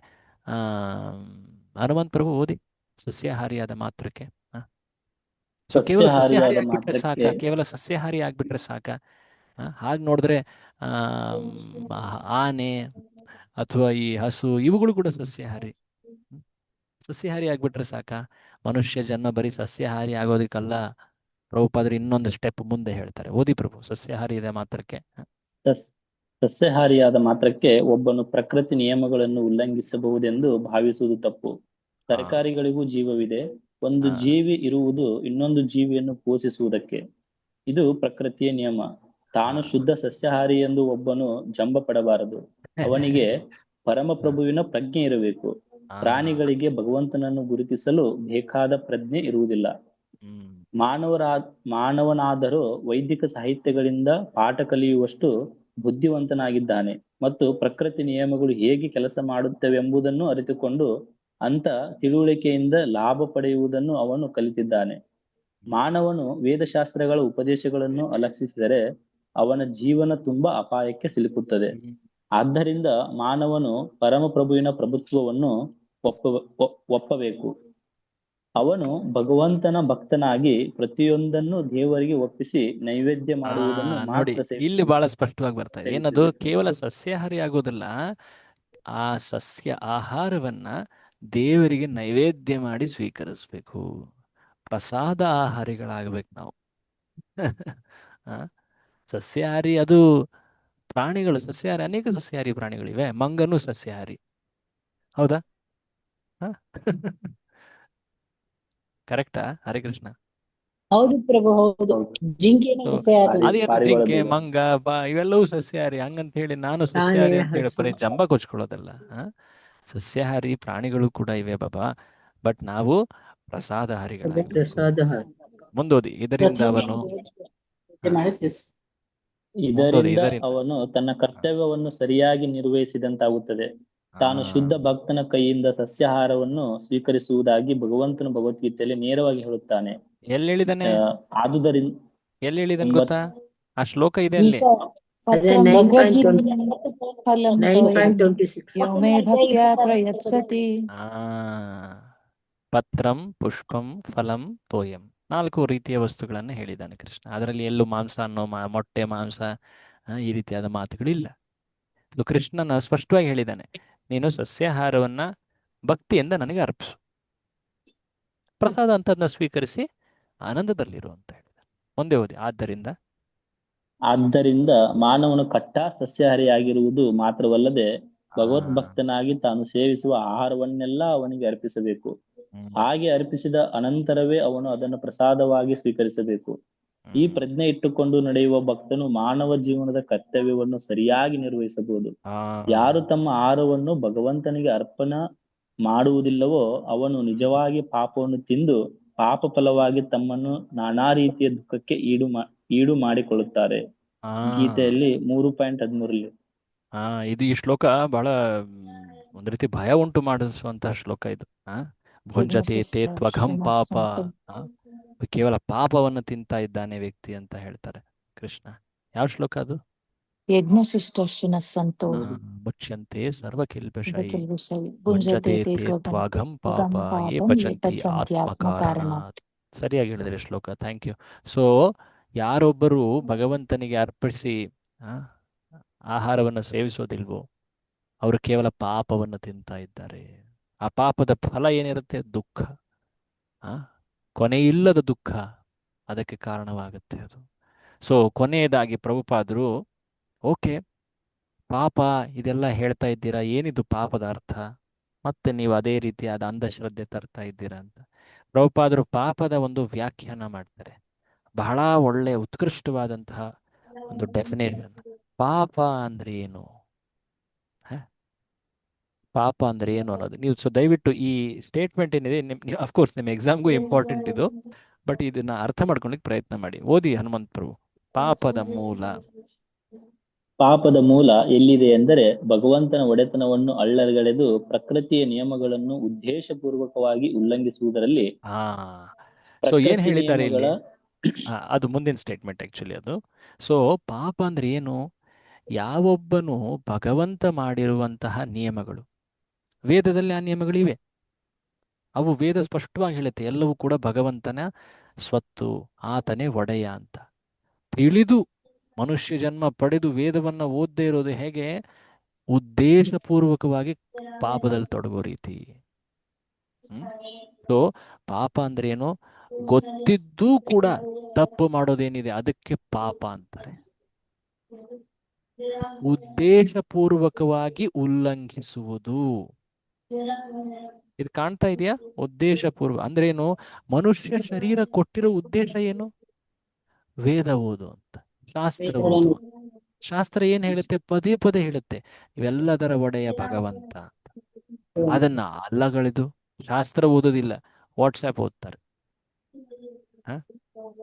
ಶಾಸ್ತ್ರ ಬಿಟ್ಟು ಬೇರೆಲ್ಲವನ್ನೂ ಕೂಡ ಮುಖ್ಯವಾಗಿ ಪರಿಗಣಿಸ್ತಾರೆ, ಭಗವದ್ಗೀತೆ ಬಿಟ್ಟು. ಪ್ರಕೃತಿ ನಿಯಮಗಳನ್ನು ಉದ್ದೇಶಪೂರ್ವಕವಾಗಿ ಭಗವಂತ ಕೊಟ್ಟಿದ್ದಾನೆ ಬುದ್ಧಿ, ಆ ಬುದ್ಧಿಯಿಂದ ಜನರು ಕೂಡ ತಿಳ್ಕೊಳ್ತಾ ಇದ್ದಾರೆ, ಹೌದಪ್ಪ ಸಸ್ಯಾಹಾರ ಒಳ್ಳೇದು ಇಂಪಾರ್ಟೆಂಟ್ ಅಂತ. ಜನನು ಕೂಡ ಮೈಕಲ್ ಜೋರಾಗಿ ಹೇಳ್ತಾರೆ, ಅದನ್ನು ಕೇಳೋದಿಲ್ಲ. ಮಾಂಸಾಹಾರನ ಉತ್ತೇಜನ ಮಾಡೋದು, ಮಾಂಸಾಹಾರಕ್ಕೆ ದೊಡ್ಡ ದೊಡ್ಡ ಫ್ಯಾಕ್ಟ್ರಿಗಳನ್ನೇ ಓಪನ್ ಮಾಡೋದು, ಎಲ್ರಿಗೂ ಕೂಡ ಸಣ್ಣ ಮಕ್ಕಳಿಂದ ಎಲ್ಲರಿಗೂ ಕೂಡ ಮಾಂಸಾಹಾರ ತಿನ್ಸು. ಆ ಬುದ್ಧಿನೇ ಬಂದಿರೋದಿಲ್ಲ ಆ ಮಗುಗೆ, ಆದ್ರೂ ಕೂಡ ಆ ಮಗುಗೂ ತಿಳಿಯುತ್ತೆ, ಇದು ಇದು ಹಿಂಸೆಯಿಂದ ಬಂದಿರೋದು, ಇದು ನನಗೆ ಒಳ್ಳೇದಲ್ಲ, ನಾನು ಬೇರೆ ಪ್ರಾಣಿಗೆ ನೋವು ಕೊಟ್ಟು ಹೇಗೆ ನಾನು ಆನಂದಿಸ್ಲಿ, ಇದೆಲ್ಲವೂ ಮಗುವಿಗೂ ತಿಳಿಯುತ್ತೆ. ಇಷ್ಟೆಲ್ಲ ಗೊತ್ತಾದ್ರೂ ಕೂಡ ನಾಗರಿಕತೆ ಹೇಗಾಗ್ಬಿಟ್ಟಿದೆ ಅಂದ್ರೆ ಉದ್ದೇಶಪೂರ್ವಕವಾಗಿ ಉಲ್ಲಂಘನೆ ಮಾಡ್ತಾ ಇದೆ. ಸೊ ಪಾಪ ಅಂದ್ರೆ ಏನು? ನನಗೆ ತಿಳಿದಿರೋದನ್ನ ನಾನು ಪಾಪ ಅಂತೀನಿ, ನಿನಗೆ ತಿಳಿದಿರೋದು ನಿನಗೆ ಪಾಪ ಕಣಯ್ಯ. ಅದನ್ನ ನಾನು ಪಾಪ ಅಂತ ಪರಿಗಣಿಸುತ್ತಿಲ್ಲ, ಈ ರೀತಿಯಾದ ಮಾತು ಹೇಳೋಂಗೆ ಇಲ್ಲ. ಯಾಕಂದ್ರೆ ನಿಯಮ ಮಾಡಿರೋದು ಯಾರು? ನಾನು ನೀನು ಅಲ್ಲ. ಯಾರು ಮಾಡಿರೋದು ನಿಯಮ? ಆ ಒಡೆಯನಾದ ಭಗವಂತ. ಕೃಷ್ಣ ಭಗವಂತ. ಟ್ರಾಫಿಕ್ ರೂಲ್ಸ್ನ ಬ್ರೇಕ್ ಮಾಡಿ ನಾನು ತಪ್ಪು ಮಾಡಿದೆ ಅಂತ ಒಪ್ಕೊಳ್ಳಲ್ಲ ಅಂತ ಹೇಳಿದ್ರೆ ಜೈಲಿಗೆ ಹಾಕ್ತಾರೆ. ಟ್ರಾಫಿಕ್ ರೂಲ್ಸ್ ನೀನ್ ಅನ್ಕೊಂಡಂಗೆ ನಾನು ಅನ್ಕೊಂಡಂಗಲ್ಲ. ಅಲ್ಲಿ ಹೇಳಿದ್ದಾರೆ ಈ ಕಡೆನೆ ಡ್ರೈವ್ ಮಾಡಬೇಕು, ರೆಡ್ ಇದ್ರೆ ಅಲ್ಲೇ ನಿಂತ್ಕೋಬೇಕು ಅಂತ. ಅದನ್ನ ಬ್ರೇಕ್ ಮಾಡಿ ಹೋಗಿ ಇಲ್ಲ ನಾನು ಮಾಡಿಲ್ಲ ಅಂತ ಹೇಳಿ ವಾದಿ ಮಾಡಿದ್ರೆ ಅದು ಪಾಪ, ದಂಡ ಹಾಕ್ತಾರೆ ಅಥವಾ ಜೈಲಿಗೆ ಹಾಕ್ತಾರೆ. ಸೊ ಪಾಪ ಅಂದ್ರೆ ಈ ಸೆಂಟೆನ್ಸ್ ಏನಿದೆಯಲ್ಲ, ಇದು ಈ ಪೂರ್ತಿ ಒಂದು ತಾತ್ಪರ್ಯದ ಸಾರ. ಇದು ಭಗವಂತನ ಒಡೆತನವನ್ನು ಅಲ್ಲಗಳೆದು ಪ್ರಕೃತಿ ನಿಯಮಗಳನ್ನು ಉದ್ದೇಶಪೂರ್ವಕವಾಗಿ ಉಲ್ಲಂಘಿಸುವುದು, ಅದುವೇ ಪಾಪದ ಮೂಲ. ಪಾಪದ ಮೂಲ ಅದು. ಅಲ್ಲಿಂದ ಆ ವಿಚಾರ ಬರುತ್ತೆ, ನಾನು ಹೇಗ್ ಬೇಕೋ ಹಾಗೆ ಜೀವಿಸ್ತೀನಿ, ಯಾರು ಕೇಳ್ತಾರೆ ನನ್ನ, ಯಾರು ಹೇಳಿದ್ರು ಕೂಡ ಅದನ್ನ ನಾನು ಕೇಳೋದಿಲ್ಲ. ಈ ರೀತಿಯಾಗಿ ಯಾವಾಗ ವ್ಯಕ್ತಿ ಜೀವನ ಮಾಡ್ಲಿಕ್ಕೆ ಮುಂದಾಗ್ತಾನೋ ಆತ ಪಾಪದ ಮಡುವಿನಲ್ಲಿ ಬಿದ್ದು ನರಳುತ್ತಾನೆ. ಮುಂದೆ ಓದಿ ಪ್ರಭು, ಪ್ರಕೃತಿ ನಿಯಮಗಳ ಇದೊಂದು ಲಾಸ್ಟ್ ಪ್ಯಾರಾಗ್ರಾಫ್, ಮುಗಿಸಿ ಇವತ್ತು ಕೊನೆ ಮಾಡೋಣ. ಪ್ರಕೃತಿ ನಿಯಮಗಳ ಪ್ರಕೃತಿ ನಿಯಮಗಳ ಅಥವಾ ಭಗವಂತನ ಆಜ್ಞೆಯ ಉಲ್ಲಂಘನೆಯು ಮಾನವನಿಗೆ ವಿನಾಶವನ್ನು ತರುತ್ತದೆ. ಶಾಂತಚಿತ್ತನು, ಪ್ರಕೃತಿ ನಿಯಮಗಳನ್ನು ಬಲ್ಲವನು, ಅನಾವಶ್ಯಕವಾದ ಅನುರಕ್ತಿ ಅಥವಾ ದ್ವೇಷಗಳಿಗೆ ಒಳಗಾಗದವನು ಖಂಡಿತ ಭಗವಂತನ ಮೆಚ್ಚುಗೆಯ ಪಾತ್ರನಾಗುತ್ತಾನೆ ಮತ್ತು ಅವನು ಶಾಶ್ವತ ಧಾಮವಾದ ಭಗವದ್ಧಾಮಕ್ಕೆ ತಲುಪಲು ಏನ್ ಖಂಡಿತ ಹೇಳಿದ್ದಾರೆ ನೋಡಿ, ಅರ್ಹನಾಗುತ್ತಾನೆ. ಸ್ಪಷ್ಟವಾಗಿ ಹೇಳ್ತಾ ಇದ್ದಾರೆ.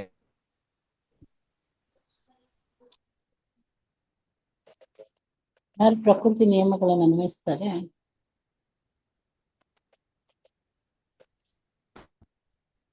ಆಸಕ್ತಿ ಅಥವಾ ದ್ವೇಷವಿಲ್ಲದೆ ಅದನ್ನ ಪಾಲಿಸ್ತಾರೋ, ಅದು ಆ ಮಾತು ಮುಂದೆ ಬರುತ್ತೆ. ಅದರಿಂದ ಯಾರು ನಿಯಮಗಳನ್ನ ಪಾಲಿಸ್ತಾರೋ, ಪ್ರಕೃತಿ ನಿಯಮಗಳನ್ನ ಭಗವಂತನ ಪ್ರಜ್ಞೆ ಇಟ್ಟು ಪಾಲಿಸ್ತಾರೋ, ಅವರು ಭಗವಂತನ ಸಂತುಷ್ಟಿಗೆ ಕಾರಣರಾಗ್ತಾರೆ. ಆನಂತರ ಭಗವಂತ ಅವರನ್ನ ಈ ಜಗತ್ತಿನಿಂದ ಮುಕ್ತರನ್ನಾಗಿಸಿ ಆಧ್ಯಾತ್ಮಿಕ ಜಗತ್ತಿಗೆ ಕರೆದೊಯ್ತಾನೆ. ಸೊ ಹೀಗೆ ಈ ಒಂದು ಸಣ್ಣ ಶ್ಲೋಕ ಏನಿದೆ, ಇದರ ಅರ್ಥ ಎಷ್ಟು ಚೆನ್ನಾಗಿ ಪ್ರಭುಪಾದರು ವಿವರಿಸಿದ್ದಾರೆ. ಈ ಒಂದು ಶ್ಲೋಕದಲ್ಲಿ ನಾವು ಅನೇಕ ಅಂಶಗಳನ್ನ ಕಂಡ್ವಿ. ಮೊದಲನೇದಾಗಿ ನಾವು ನೋಡಿದ್ವಿ ವೈದಿಕ ಜ್ಞಾನ ಎಷ್ಟು ವಿಶೇಷ, ಅಪೌರುಷೇಯ ಇತ್ತಲ್ವಾ. ಮೊದಲಿಗೆ ನಾವು ಅಫ್ಕೋರ್ಸ್ ಹಿಂದಿನ ಕ್ಲಾಸಲ್ಲೇ ನೋಡಿದ್ವಿ ನಾವು 4 ದೋಷಗಳು, ಅದು ಅಪೌರುಷೇಯ, ಅದರ ಮೂಲ ಶ್ರೀಕೃಷ್ಣನೇ, ಯಜುರ್ವೇದದ ಭಾಗ, ಅದೆಲ್ಲ ಬಂತಲ್ವಾ. ಅದು ಮೊದಲನೇ ಅಂಶ. ಎರಡನೇದೇನು, ಹೇಗೆ ಭಗವಂತನೇ ಎಲ್ಲದರ ಒಡೆಯ, ನಿಯಂತ್ರಕ, ನಿಯಾಮಕ ಅನ್ನೋದು. ಆ ಭಗವದ್ಗೀತೆ ಶ್ಲೋಕ ಓದಿದ್ವಲ್ಲ ನಾವು, 3 ಶ್ಲೋಕ. ಹೇಗೆ ಎಲ್ಲದರ ಒಡೆಯ ಅವನು, ಯಾಕೆಂದ್ರೆ ಅವನ ಶಕ್ತಿಗಳನ್ನ ಆತ ಘೋಷಣೆ ಮಾಡಿದ್ದಾನೆ. ಪರಾ ಪ್ರಕೃತಿ, ಅಪರಾ ಪ್ರಕೃತಿ, ಇವೆರಡರ ಒಡೆಯ ನಾನು, ಇವು ನನ್ನ ಪ್ರಕೃತಿ. ಈ ಜಗತ್ನಲ್ಲಿರೋದು ಅವೆರಡು ಬಿಟ್ಟರೆ ಬೇರೆ ಯಾವುದು ಇಲ್ವೇ ಇಲ್ಲ. ಸೊ ಎಲ್ಲದರ ಒಡೆಯ ಯಾರಾಗ್ತಾರೆ? ಅವನೇ. ಅದಾದ ಮೇಲೆ ಪ್ರಭುಪಾದರು ಹೇಗೆ ಈ ಪ್ರಕೃತಿಯಲ್ಲಿ, ನಿಸರ್ಗದಲ್ಲಿ ಪ್ರಾಣಿ, ಪಶು, ಪಕ್ಷಿಗಳೆಲ್ಲವೂ ಕೂಡ ತಮಗೆ ಮೀಸಲಿಟ್ಟಿರುವುದನ್ನೇ ಅವು ಸ್ವೀಕರಿಸಿ ಮುನ್ನಡೀತವೆ. ಆಗ ಅವು ಸಂತೃಪ್ತವಾಗಿರ್ತವೆ. ಹಸು ಅದು ಹುಲ್ಲನ್ನು ಸ್ವೀಕರಿಸುತ್ತೆ, ಮನುಷ್ಯನಿಗೆ ಸಸ್ಯಾಹಾರ ಅಂತ ಇಟ್ಟಿದ್ದಾರೆ, ವೇದ ಅಂತ ಇಟ್ಟಿದ್ದಾರೆ. ಅದಾದ್ಮೇಲೆ ಈ ರೀತಿಯಾಗಿ ಉದಾಹರಣೆ ಕೊಟ್ಟರು ಅಲ್ವಾ. ಕಚ್ಚಾಡಬಾರದು, ಶ್ರಮ ಪಟ್ಟಿದ್ದೀನಿ ಅಂತ ಹೇಳಿ ಅದು ನನ್ನದು ಅಂತ ಹೇಳಿ ಅದ್ರ ಮೇಲೆ ಅಧಿಕಾರ ಸಾಧಿಸಬಾರ್ದು, ಇದೆಲ್ಲ ಹೇಳಿದ್ರು. ಅದಾದ ಮೇಲೆ ಇಲ್ಲಿ ಇನ್ನೊಂದು ಮಾತು ನಾವು ನೋಡಿದ್ವಿ, ಆ ಬಂಡವಾಳಶಾಹಿ ಮತ್ತೆ ಕಮ್ಯುನಿಸ್ಟ್ರದು ಅಲ್ವಾ. ಸಮಾಜ ವ್ಯವಸ್ಥೆಯಲ್ಲಿ ಯಾವಾಗ ಈಶಾವಾಸ ತತ್ವ ಸ್ವೀಕರಿಸದೆ ಅನೇಕ ರೀತಿಯ ವ್ಯವಸ್ಥೆಗಳನ್ನ ಮಾಡಿಕೊಂಡ್ರು ಕೂಡ ಅಲ್ಲಿ ಅಶಾಂತಿ ಇದ್ದೇ ಇರುತ್ತೆ, ಕಚ್ಚಾಟ, ನಾಶ ಎಲ್ಲ ಇದ್ದೇ ಇರುತ್ತೆ. ಸೊ ಮನುಷ್ಯ ಜೀವನಕ್ಕೆ ಎಂದು ಭಗವಂತ ಏನನ್ನ ಮೀಸಲಿಟ್ಟಿದ್ದಾನೆ? ಸಸ್ಯಾಹಾರ ಮತ್ತು ವೈದಿಕ ಜ್ಞಾನ, ಸಸ್ಯಾಹಾರ, ವೈದಿಕ ಜ್ಞಾನ, ಇವೆಲ್ಲವನ್ನ ನಾವು ನೋಡಿದ್ವಿ. ಸೊ ಇವನ್ನ ನೀವು ನೋಟ್ ಮಾಡ್ಕೊಳ್ಬಹುದು ಕೂಡ. ಕೊನೆಯದಾಗಿ ಪ್ರಭುಪಾದರು ಈಶಾವಾಸ್ಯ ತತ್ವಕ್ಕೆ ಅನುಗುಣವಾಗಿ ಜೀವನ ಮಾಡೋದ್ರಿಂದ ನಾವು ಆನಂದವನ್ನು ಪಡಿಬಹುದು. ಅಷ್ಟೇ ಅಲ್ಲದೆ ಆಧ್ಯಾತ್ಮಿಕ ಜಗತ್ತಿಗೂ ನಾವು ಅರ್ಹರಾಗ್ತೀವಿ ಅಂತ ಹೇಳಿದ್ರು. ಆ ಕೊನೆಯ ಪ್ಯಾರಾಗ್ರಾಫ್ ಇದೆಯಲ್ಲ, ಪಾಪದ ಮೂಲ ಅದೆಲ್ಲ ಇದೆಯಲ್ಲ, ಅದು ಬಹಳ ಇಂಪಾರ್ಟೆಂಟ್ ಪ್ಯಾರಾಗ್ರಾಫ್. ಅದನ್ನು ನೋಟ್ ಮಾಡ್ಕೊಳ್ಳಿ. ಓಕೆ.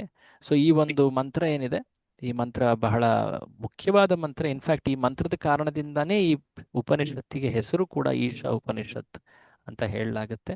ಸೊ ಮುಂದಿನ ಚರ್ಚೆ ನಾವು ಮುಂದಿನ ಮಂತ್ರದಿಂದ ಪ್ರಾರಂಭ ಕಂಟಿನ್ಯೂ ಮಾಡೋಣ. ನೆಕ್ಸ್ಟ್ ಕ್ಲಾಸಲ್ಲಿ ನಿಮ್ಗಾಗಲೇ ನಾನು ಒಂದು ಸಣ್ಣ ಹೋಮ್ವರ್ಕ್ ಕೊಟ್ಟಿದ್ದೀನಿ. ಏನದು? ಸಸ್ಯಾಹಾರಿ. ಸಸ್ಯಾಹಾರಿ. ಮನುಷ್ಯ ಏಕೆ ಏಕೆ ಸಸ್ಯಾಹಾರಿಯಾಗಿರಬೇಕು? ಮನುಷ್ಯ ಸಸ್ಯಾಹಾರಿಗಳಾಗಿರಬೇಕು? ಸೊ ನೀವೆಲ್ಲ ಇದಕ್ಕೆ ಕಾರಣಗಳನ್ನ ಬರ್ಕೊಂಡು ಬರೋರು ಇದ್ದೀರಾ. ನೆಕ್ಸ್ಟ್ ಕ್ಲಾಸಲ್ಲಿ ಮೊದಲು ಒಂದು 10 ನಿಮಿಷ ಅದ್ರ ಬಗ್ಗೆ ಚರ್ಚೆ ಮಾಡೋಣ. ಓಕೆ, ಹರೇ ಪ್ರಭು ಕೃಷ್ಣ. ಇವಾಗ ಹರೇ ಕೃಷ್ಣ ಸ್ಕ್ರೀನ್ ಪ್ರಭು. ಹಾಕಿದ್ರಲ್ಲ ಇಲ್ಲ, ಪ್ರಭು ಅದು ಪ್ರಭುಪಾದರಿಗೆ ಜೈ. ಹರೇ ಕೃಷ್ಣ.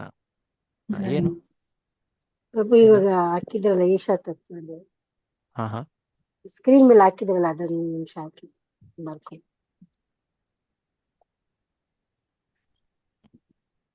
ಏನಿಲ್ಲ, ಅದೇ ತತ್ವಗಳ ಆ ಪ್ಯಾರಾಗ್ರಾಫ್ಗೆ ಒಂದೊಂದು ಲೈನ್ ಹೆಸರು ಬರೆದು ಇಟ್ಟಿದ್ದೀವಿ ಅಷ್ಟೇ. ಅದು ಬಿಟ್ಟರೆ ಬೇರೆ ಏನೂ ಇಲ್ಲ.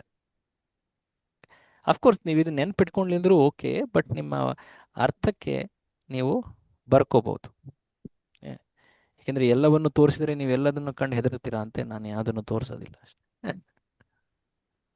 ಹರೇ ಕೃಷ್ಣ ಹರೇ ಪ್ರಭು. ಏನು ಕ್ವಶನ್ಸ್ ಇದೆಯಾ? ಪ್ರಭು, ಸಾಮಾನ್ಯವಾಗಿ ನಮ್ಗೆ ಕ್ಲಾಸಸ್ ಅಲ್ಲಿ ಹೇಳ್ತಾರೆ ಅಲ್ವಾ ಪ್ರಭು, ಎಲ್ಲ ನಾವು ಭಗವಂತನ ಹತ್ರ ಇಂದ ಇಲ್ಲಿಗೆ ಬಂದಿದೀವಿ ಯಾಕೆ ಅಂದ್ರೆ ಅಲ್ಲಿ ನಾವು ಭಗವಂತನ ಒಡೆಯ ಅಂತ ಸ್ವೀಕರಿಸೋಕಾಗ್ದೆ ಇಂಡಿಪೆಂಡೆನ್ಸ್ ಎಕ್ಸ್ಪೆಕ್ಟ್ ಮಾಡಿದ್ವಿ, ಅದಕ್ಕೆ ಇಲ್ಲಿ ಹೋಗೋ ಅಂತ ಕಳಿಸ್ಬಿಟ್ಟ ಅಂತ ಕಾಮನ್ ಆಗಿ ಹೇಳ್ತಾರೆ. ಸೊ ಬಟ್ ಈ ಶ್ಲೋಕ ನೋಡಿದ್ರೆ it doesn't really look like ಇಲ್ಲೂ ಏನೋ ಸ್ವತಂತ್ರ ಇದೆ ಅಂತ. ಎವ್ರಿಥಿಂಗ್ ಇಸ್ ಅಂಡರ್ ಮತ್ತೆ ಭಗವಂತನ ಕಂಟ್ರೋಲ್ ಅಲ್ಲೇ ಇದೆ. ಮತ್ತೆ ನಾವು ಏನೋ ಇಲ್ಲಿ ಇಂಡಿಪೆಂಡೆಂಟ್ ಅಂತ ಅನ್ನಿಸ್ತಾ ಇಲ್ಲ. ಬಿಕಾಸ್ ಸುಖ ದುಃಖಗಳು ಎಲ್ಲ ಕರ್ಮ ಡಿಸ್ಟೈನ್ ಮಾಡ್ತಾ ಇದೆ. ಎಲ್ಲಾ ಕಡೆಯಿಂದಾನು ನಮ್ಗೆ ಒಂದು ಲಿಮಿಟ್ಸ್ ಇದೆ, ಪರಿಮಿತಿಯಲ್ಲಿ ಇದೀವಿ. ಆದ್ರೆ ಹೌದು. how do we take it that we are independent in this world, Prabhu? Why is it told that we are sent back to here? ಈ ಕಂಟ್ರೋಲ್ ಅಲ್ಲೇ ಇರ್ಬೋದಿತ್ತಲ್ಲ ಪ್ರಭು. ಕೆಲವೊಮ್ಮೆ ನಾವು ಕೇಳ್ತೀವಿ, ಭಗವಂತ ಈ ಜಗತ್ತನ್ನ ನಮ್ಮ ಸ್ವತಂತ್ರ ಇಚ್ಛೆಯ ಪೂರ್ತಿಗೋಸ್ಕರ ನಿರ್ಮಿಸಿದ ಅಂತ. ಆದರೆ ಜಗತ್ತಿನಲ್ಲಿ ಸ್ವಾತಂತ್ರ್ಯನೇ ಇಲ್ಲ ಅನ್ಸುತ್ತಲ್ವಾ, ಏನಿದು ಅಂತ ಕೇಳ್ತಾ ಇದ್ದೀರಾ, ಕರೆಕ್ಟ್?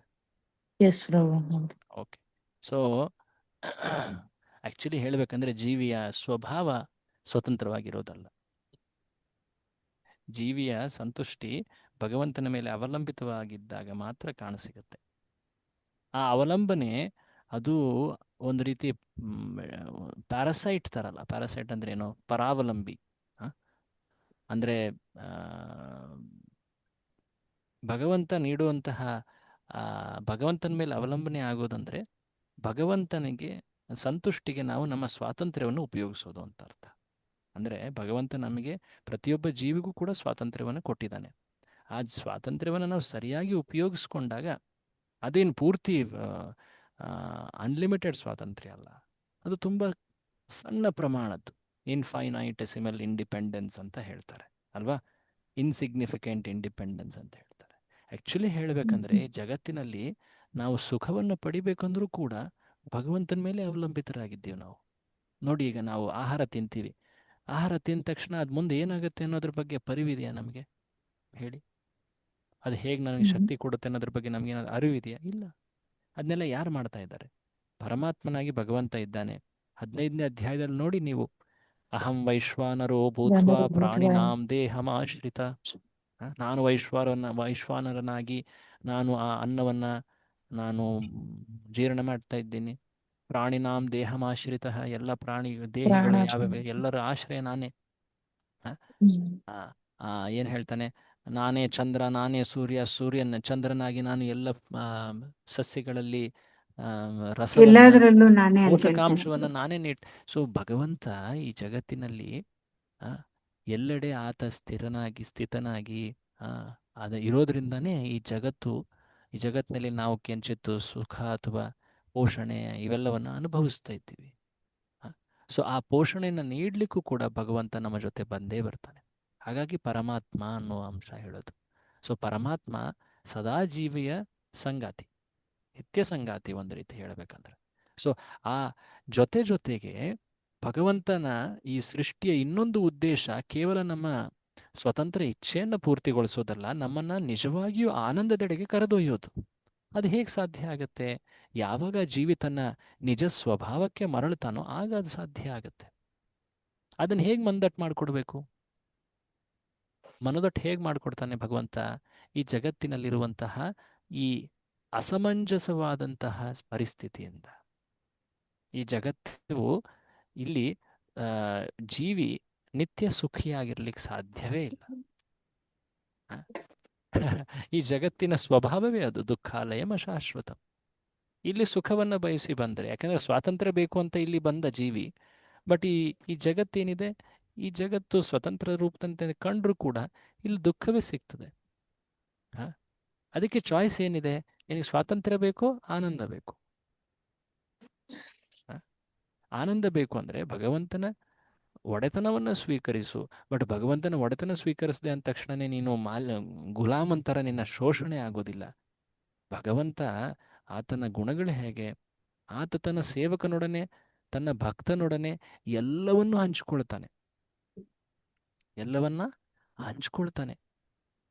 ಭಗವಂತ ಅಷ್ಟು ಉದಾರಿ ಆತ. ಸೊ ಹಾಗಾಗಿ ಜನ ಏನಿದು ಎಲ್ಲವೂ ಕೂಡ ಭಗವಂತನ ನಿಯಂತ್ರಣದಲ್ಲಿದೆ, ಭಗವಂತನಿಗೆ ನಾವು ಒಡೆಯ ಅಂತ ಸ್ವೀಕರಿಸಬೇಕು, ಅವನೇ ಪ್ರಭು ಅಂತ ಹೇಳೋದ್ರಿಂದ ನಾವು ಶೋಷಣೆಯಲ್ಲಿ ಒಳಗಾಗ್ತಾ ಇದ್ದೀವಿ ಅನ್ನೋದು ಅವರು ಭಗವಂತನ ನಿಜವಾದ ಗುಣಗಳನ್ನು ತಿಳಿದೇ ಇರುವಂತಹ ಅಜ್ಞಾನದ ಕಾರಣದಿಂದ. ಯಾರೊಬ್ಬರು ನಿಜವಾಗಿಯೂ ಭಗವಂತನ ಗುಣಗಳನ್ನು ತಿಳಿತಾರೋ ಅವರು ಅತ್ಯಂತ ಹರ್ಷದಿಂದ ಆತನ ಶರಣಾಗತಿಗೆ ಒಳಗಾಗ್ತಾರೆ. ಕಂವಾ ದಯಾಳುಂ ಶರಣಂ ವ್ರಜೇಮ. ಅಷ್ಟು ದಯಾಳು, ಅಷ್ಟು ಗುಣವುಳ್ಳವನ ಆಶ್ರಯವನ್ನ ಬಿಟ್ಟು ನಾನು ಬೇರೆ ಯಾರನ್ನು ತಾನೇ ಸ್ವೀಕರಿಸಲಿ, ಹೀಗೆ ಹೇಳಿದ್ದಾರೆ ಭಾಗವತದಲ್ಲಿ. ಸೊ ಭಗವಂತನ ಆಶ್ರಯದಲ್ಲಿ ಜೀವಿ ಸ್ವತಂತ್ರನಲ್ಲದಂತೆ ಕಂಡರೂ ಕೂಡ ಆತ ಅತ್ಯುನ್ನತವಾದಂಥ ಆನಂದವನ್ನು ಪಡೀತಾನೆ. ಈಗ ಬೀದಿ ನಾಯಿಗಳು ಇರ್ತವೆ, ಬೀದಿ ನಾಯಿಗಳು ಸ್ವತಂತ್ರವಾಗಿವೆ, ಆದರೆ ಆನಂದದಲ್ಲಿದಾವ ಹೇಳಿ? ಇಲ್ಲ. ಬಟ್ ಅದೇ ಯಾವೊಬ್ಬ ವ್ಯಕ್ತಿ ನಾಯಿಯನ್ನ ಸಾಕ್ತಾ ಇದ್ದಾನೋ, ಹೊರರೂಪದಲ್ಲಿ ಆತ ನಾಯಿಗೆ ಬೆಲ್ಟ್ ಹಾಕಿದ್ದಾನೆ, ಅಲ್ಲೋಗ್ಬೇಡ ಇಲ್ಲೋಗ್ಬೇಡ ಅಂತೇಳಿ ಬಾ ಇಲ್ಲಿ ಬಾಲ್ ಹಾಕ್ದೆ ಇದಾಗ್ದೆ ಅಂತಾನೆ.